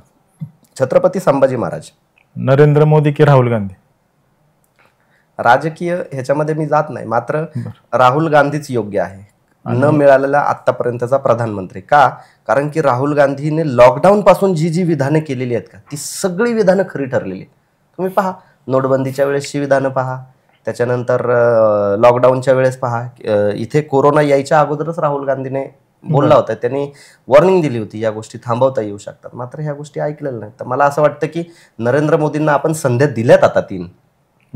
काय नरेंद्र मोदींना काय आपण आंदोलन घेतलेलं नाही की कंटिन्यूस बाबा कायमचे प्रधानमंत्री असं तर नाही ना. झालं, नरेंद्र मोदींचा एरा संपला, आता राहुल गांधींना संधी द्या. नरेंद्र मोदींनी 75 ओलांडलेली आहे. भाई तुम्ही जावा राजकारणात. नरेंद्र मोदी की ओवेसी? नरेंद्र मोदी की ओवेसी हा प्रश्नच होऊ शकत नाही मला असं वाटतं. कारण की कसं आहे की ओवेसी हा काय या देशाचा प्रधानमंत्री बनू शकत नाही. ठीक आहे, नरेंद्र मोदी की राहुल गांधी ह्या प्रश्नाचं उत्तर आपण देऊ शकतो की राहुल गांधी. आणि नरेंद्र मोदी की ओवेसी म्हणाल तर दोन्ही नाही. बरं ठीक आहे, मात्र पंतप्रधानाचा मुद्दा आहे म्हणून म्हणतो. मग मोदी की योगी? दोन्ही नाही. झालं ना, त्यांना संधी दिली ते दोन्ही एकाच विचारधारेचे आहेत. मुळात आपण अटल बिहारी वाजपेयींपासून पाहतोय की जी संस्कृती, जो शिष्टाचार अटल बिहारी वाजपेयींनी जपला, तो सगळा शिष्टाचार यांनी मातीमोल करून टाकलेला आहे या सगळ्यांनी. आणि तरी देखील देशांनी, मुळात नरेंद्र मोदी म्हणा किंवा भाजप म्हणा, म्हणू शकत नाही आमच्यावर देशांनी प्रेम केलं नाही. नरेंद्र मोदींना आयुष्यामध्ये असं कधीच ते म्हणू शकत नाही की मला देशाने प्रेम दिलं नाही. नरेंद्र मोदींना भरभरून या देशाने प्रेम दिलं.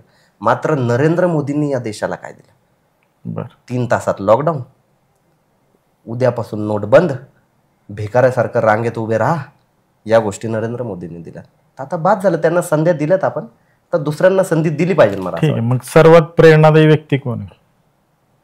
असं एकाचं नाव आपण घेऊ शकत नाही ना की कोणाविषयी आपण हे करतोय. प्रत्येक क्षेत्रामध्ये वेगवेगळ्या लोकांची प्रेरणा आहेत. आता माझ्या ह्याच्यामध्ये जे आहे प्रेरणा म्हणाल तर गौतम बुद्ध आहेत, हे पैगंबर साहेब आहेत, तुकाराम महाराज आहेत, ज्यांचे अभंग आपण बऱ्याच ठिकाणी वापरतो, छत्रपती शिवाजी महाराज आहेत. अशा अनेक लोक आहेत प्रेरणास्थान. आपण एकाला कोणाला प्रेरणास्थान म्हणू. आवडतं पुस्तक एखादं? आवडतं पुस्तक एखादं म्हणाल तर मग मला महात्मा फुलेंची पुस्तकं आवडतात ॲक्च्युली. त्यांची पुस्तकं वाचली पाहिजे, कारण आपल्या सुधारणावादी प्रवासामध्ये मी त्यांना माझे पूर्वज मानतो. महात्मा फुलेंना आणि सावित्रीबाई फुले. ठीक आहे, माझ्या मुलींना मी सांगत असतो की हे तुमचे आजी आजोबा आहेत बुवा, अशा पद्धतीने आपण सांगतो. एकच स्वप्न काय असेल तर? एकच आपलं स्वप्न एवढंच आहे की समाजामध्ये एक वैचारिक क्रांती आली पाहिजे. सत्सद विवेक बुद्धीचा जो अभाव आहे समाजामध्ये तो वाढला पाहिजे. आपला एवढंच उद्देश आहे. आपला राजकीय उद्देश नाही, तेवढंच स्वप्न आहे आपलं. ओके. आणि तेच तत्वाने, त्याच तत्वाने आपण काम करतोय. आपला दुसरा काही उद्देश नाही. हा त्याचा राजकारणावर प्रभाव पडतो, राजकीय आपल्याला भूमिका काही ठिकाणी घ्याव्या लागतात, मात्र तो आपला उद्देश नाहीये. आणि एखादं आवडतं वाक्य किंवा डायलॉग, झुकेगा नहीं साला सारखं, समजलं तर ठीक. अरे वा. बरं, एक गोष्ट जी मुस्लिमांनी हिंदूंकडून शिकावी? हिंदू धर्मियांमध्ये जे आहे विविधता स्वीकारण्याची जी हे आहे, काय म्हणतात हिंदू धर्मियांमध्ये, बरं, अर्बन मनुवाद्यांमध्ये नाही. ओके, कळालं. हिंदू धर्मियांमध्ये जी वेगवेगळी विविधता स्वीकारण्याची जी काही त्यांचा जो स्वभाव आहे, स्थायी भाव आहे, हा स्थायी भाव मुसलमानांनी घेतला पाहिजे. आणि मुस्लिमांमधली जी वैचारिक विविधता आहे ती स्वीकारण्यासाठी त्यांनी खरं तर पुढाकार घेतला पाहिजे. आणि ते जेवढी मुस्लिमांमधली वैचारिक विविधता स्वीकारतील, मला असं वाटतं की मुस्लिमांमध्ये तेवढी डेव्हलपमेंट होईल. हिंदू धर्मियांकडून हे खरंच शिकण्यासारखं आहे. आणि मग हिंदूंनी काय शिकावं मुस्लिमांकडून? एक गोष्ट मुस्लिमांकडून जर हिंदूंनी काही शिकायचं असेल तर मला असं वाटतं की समानता ज्या पद्धतीची मुस्लिमांमध्ये आहे आणि ते उच्च नीच ज्या पद्धतीनं मानत नाहीत, की आता तुम्ही मशिदीमध्ये गेलात एखाद्या ठिकाणी आणि तो कोण आहे, काय आहे, तो कुठल्या ह्याच्याशी बिलॉंग करतो, जातीशी बिलॉंग करतो, ह्याच्याशी काही मुस्लिमांना काही देणं घेणं नसतं. मुस्लिमांकडून जर शिकायचं असेल काही तर हिंदूंमध्ये कोणीही ब्राह्मण बनू शकत नाही. ओके. समजा एखादा, एक जस्ट आपण रेफरन्ससाठी घेतोय आपण फक्त, की समजा एखादा कोणी मराठा, कोणी माळी, धनगर समाजामध्ये कोणी जन्माला आलाय तर ते ब्राह्मण बनू शकत नाही. मुस्लिमांमध्ये तसं नाहीये. मुस्लिमांमध्ये मौलाना कोणाला बनायचंय? पैगंबर शेख हा प्रचंड सुधारणावादी विचारधारेचा आहे, पण समजा आता पैगंबर शेख मध्ये समजा फॅमिलीमध्ये कोणाला मौलाना बनायचं असेल तो अभ्यास करून बनू शकतो. हे मुस्लिमांकडून शिकण्यासारखं आहे. आता मी एक ठराविक व्यक्तींची नावं घेतो, त्यावर 1 किंवा 2 ओळी स्टेटमेंट झाली तर बरं होईल. म्हणजे जे मी सोशल मीडियात पाहतोय तुमची विविध नेत्यांवर असतील. नितेश राणे जे आहेत ते राजाश्रयाच्या बैलगाडी खाली चालणारे श्वान आहेत, स्पष्टपणे सांगायचं म्हणले. मला असं वाटायचं की ते खूप डॅशिंग बिशिंग आहेत, मात्र ते तसलं काही नाहीये. ते ज्यावेळेस सरकार होतं काँग्रेसचं त्यावेळेस काँग्रेसमध्ये राहून भाजपवर सडाडून टीका करायचे. सगळ्यांना वाटायचं लई डॅशिंग माणूस आहे. जसं भाजप आलं तसं भाजपमध्ये उड्या मारली आणि आता भाजपमध्ये उड्या मारून मुसलमानांवर आणि त्यांच्यावर टीका करतात. मग त्याला स्वतःची डेअरिंग नाही म्हणत. ऍक्च्युअली डेअरिंग त्याला म्हणतात की बाबा जो सत्तेच्या विरोधात उभा राहून बोलतो. Gopichand Padalkar same as it is तसेच आहेत, दुसरं काय. सुप्रियाताई सुळे जैसी जनता वैसी वाणी. आबू आझमी हे काय म्हणतात त्याला की काय बोलावं हे न समजणार माणूस नाही का. म्हणजे प्रचंड कन्फ्यूज आणि दरवेळी आता तरी भरपूर कंट्रोलमध्ये आले म्हणा, मात्र ज्या गोष्टीचा अस्तित्वात नसतात, ज्याचा कशाशी काही संबंध नसतो. मुळात मला हे आबू आझमी वगैरे सारखे नेतृत्व पटतच नाहीत. महाराष्ट्राच्या समाजवादी पार्टीचं त्यांना अध्यक्षपद दिलेलं आहे. सगळ्यात दुर्दैवाची गोष्ट म्हणजे ज्या व्यक्तीचा जन्म उत्तर प्रदेशमध्ये झालाय, ठीक आहे, त्या उत्तर प्रदेशमधल्या माणसाला महाराष्ट्राच्या समाजवादी पक्षाचा अध्यक्ष बनवलं जाते. याच्यापेक्षा दुर्दैवाची गोष्ट काय असू शकते.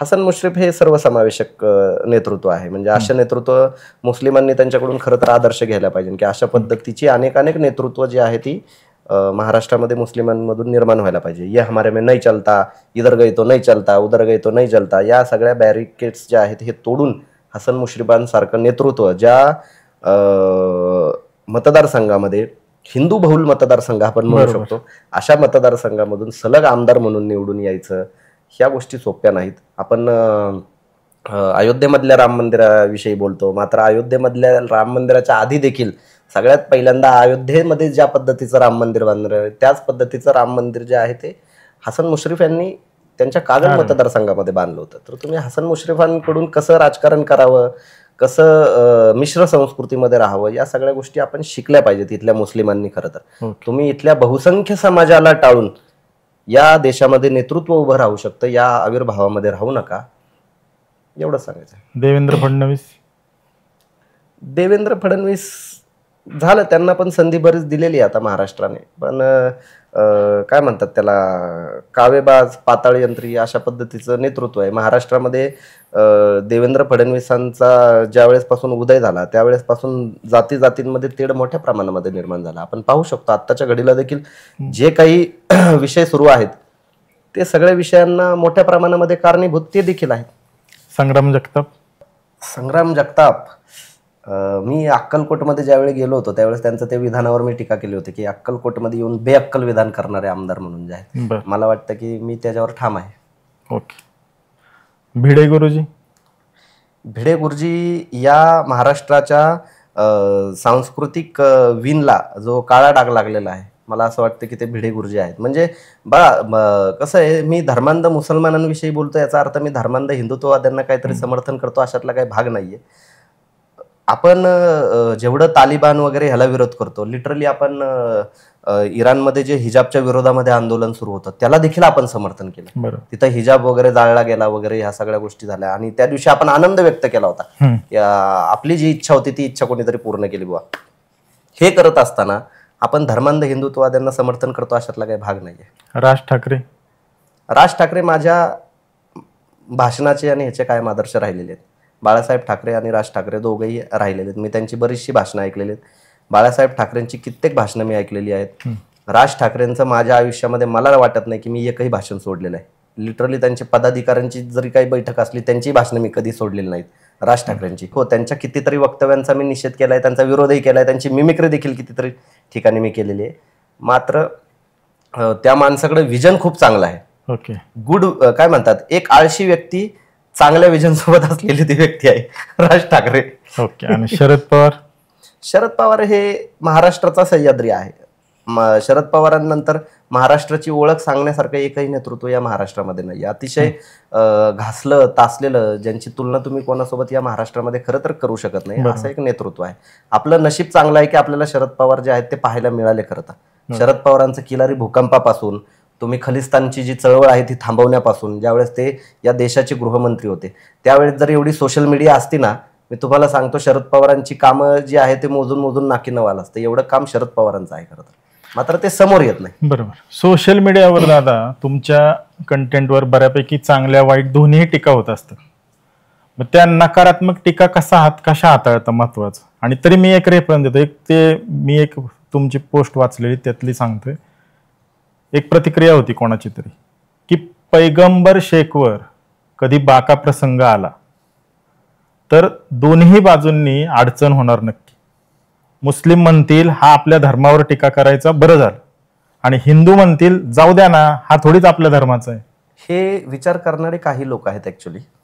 आणि कसं आहे की आपण सुधारणावादी याच्यामध्ये काम करत असताना या गोष्टी घडत असतात की लोक काय म्हणतात, मी त्याच्यावर कमेंट देखील, त्याचा स्क्रीनशॉटच मी टाकला होता आणि मी स्वतः म्हणालो होतो की याचा अर्थ मी विजयी झालोय. ठीक आहे, याचा अर्थ मी कधी कुठल्या बाजूला झुकतं माप दिलेलं नाही. ठीक आहे, मी जेवढं मुस्लिमांच्या बाबतीमध्ये बोललो तेवढंच हिंदुत्ववाद्यांच्या बाबतीत बोललो. आपला एकूण कट्टरतेला विरोध आहे.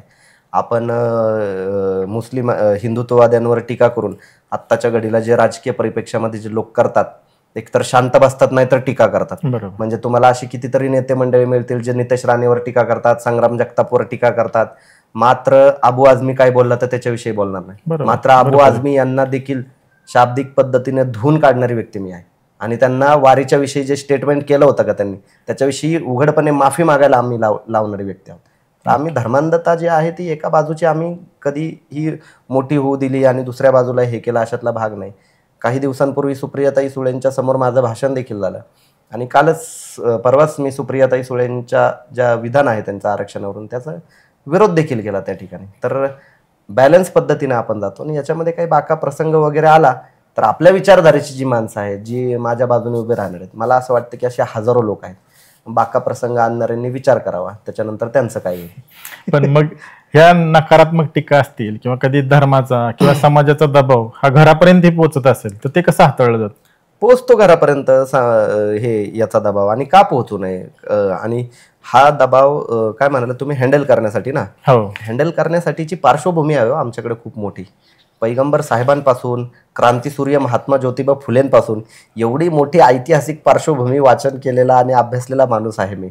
त्यांच्या समोर त्यांच्या बाबतीत ज्या काही गोष्टी घडल्या त्यातले 10% पण माझ्यासोबत घडत नाही. उलट घाबरतात लोक. मी तर म्हणतो बरेच जण की काही गोष्टी करताना मागून काहीतरी करतील पण समोरनं काही करायचं म्हणलं की घाबरतात उलट. आणि भविष्यातील आता ह्याचं पुढचं व्हिजन काय किंवा योजना काय 5-10 वर्षाचं? आपलं व्हिजन आहे की एकतर पहिली गोष्ट हे जे आर्थिक कुर्बानी जे आहे हे आपण मोठ्या प्रमाणामध्ये जे आहे ते समाजामध्ये रूढ करायचा, हा एक आपला उद्देश आहे. दुसरी गोष्ट अशी की मुस्लिम समाजामधून जे आहे ते मुस्लिम महिला सामाजिक आणि राजकीय क्षेत्रामध्ये आणि प्रशासन व्यवस्थेमध्ये कशा मोठ्या प्रमाणामध्ये येतील बुवा त्याची काळजी घेणं, त्याच्यासाठी प्रबोधन करणं. कारण की बाबासाहेब आंबेडकर म्हणतात की ज्या समाजात उत्कर्ष जर पाहायचा असेल तर त्या समाजातल्या महिलांची अवस्था पहा. जर महिलांचा उत्कर्ष झाला नसेल तर त्या समाजाचा उत्कर्ष झालाय असं कधीही तुम्ही मानू नका, हे बाबासाहेब आंबेडकर म्हणतात. तर मुस्लिम समाजाचा जर उत्कर्ष तुम्हाला पाहायचं तर मुस्लिम समाजातल्या महिलांची तुम्हाला अवस्था पाहणं खूप जास्त गरजेचं आहे. त्यांना काळ्या कोठडीतून बाहेर काढून, चौकटीतून बाहेर काढून जे आहे ते सामाजिक क्षेत्रामध्ये म्हणा, सामाजिक क्षेत्रच नाही फक्त नोकरी, व्यवसाय, इतर प्रशासकीय व्यवस्थेमध्ये आपण कसं जास्तीत जास्त आणू शकतो त्याच्यासाठी प्रयत्न केला पाहिजे. भाई तुमच्याशी बोलून खरंच मजा आली आणि अनेक गोष्टींवर बोलता आलं, पण आता वेळेचं गणित पाहता आपल्याला थांबावं लागेल. चालतंय. पैगंबर शेख यांचा प्रवास सांगतो, लोकांना बदलायचं असतं, त्यांना ह्या बदलाचा इतरांना आवाजही द्यायचा असतो. ते विचार करतात पण बोलत नाहीत आणि न बोलण्याचा ना आहे तिथं थांबण्याचा सोपा पर्याय निवडतात. पैगंबर शेख नेमकं याच्या उलट केलेलं आहे. हा माणूस कृत्रिम बोलत नाही, जे त्याच्या मनात आहे ते साध्या आणि सोप्या भाषेत बोलतो. सत्याने, तत्वाने, खराखुरा आणि प्रामाणिक संवाद साधतो. हा व्यासपीठावर व्यक्त होत आहे, सोशल मीडियात व्यक्त होत आहे, त्यानंतर त्याचं एखादं वाक्य, त्याचा एखादा विचार लोकांना पटतो आणि लोक त्या विचाराच्या सोबत येत आहेत. आणि अगदी याच्या उलटही होत आहे. याची काही वाक्य प्रचंड प्रमाणात ट्रोल होत आहेत, त्याला टीका टिप्पणीही सहन करावी लागत आहे. या सगळ्यावर मात करून हा माणूस त्याच्या विचारांवर, स्वप्नावर ठाम आहे. या माणसाचं पैगंबर मोहम्मद साहेबांवर प्रेम आहे, अल्लाहवर निष्ठा आहे, नाविन्याची कास आहे, आजच्या काळाला काय गरजेचं आहे याची जाण आहे. पैगंबर साहेबांनी सुरू केलेल्या मानवजातीच्या विकासासाठी परंपरांचा, सुधारणांचा, विचारांचा हा माणूस नक्कीच धागा होईल. छत्रपती शिवरायांच्या या कट्टर मावळ्याला त्याच्या भावी आयुष्यातील अनेक उपक्रमांसाठी अनंत शिवमय शुभेच्छा. पैगंबर दादा, आम्हाला तुम्ही वेळ दिला त्याबद्दल आयकारे टीम तर्फे खरंच आपले आभार आणि खूप धन्यवाद. धन्यवाद दादा, तुम्ही या कार्यक्रमासाठी वेळ दिला त्याबद्दल तुमचे आभार. ड्रीम क्रिएशन ही एक नामवंत कंपनी आहे. ती आर्किटेक्चरल मॉडेल्स आणि मिनिएचर्स बनवते. देश परदेशात यांचे मॉडेल्स जातात. तर या कंपनीतर्फे तुम्हाला एक छोटंसं गिफ्ट. धन्यवाद, मनापासून धन्यवाद. धन्यवाद. आपण पुन्हा भेटूया नवीन भागात, नवीन आवाजाला, जो तुमच्या काळजाचा ठाव घेईल. कारण प्रत्येक आवाज एक गोष्ट आहे. ऐका रे, आपला आवाज, आपला विचार. लाईक, कमेंट, शेअर करा मित्रांनो. आणि हो, सगळ्यात महत्वाचं, सबस्क्राईब करा आणि कायम सोबत राहा. तोपर्यंत जय शिवराय.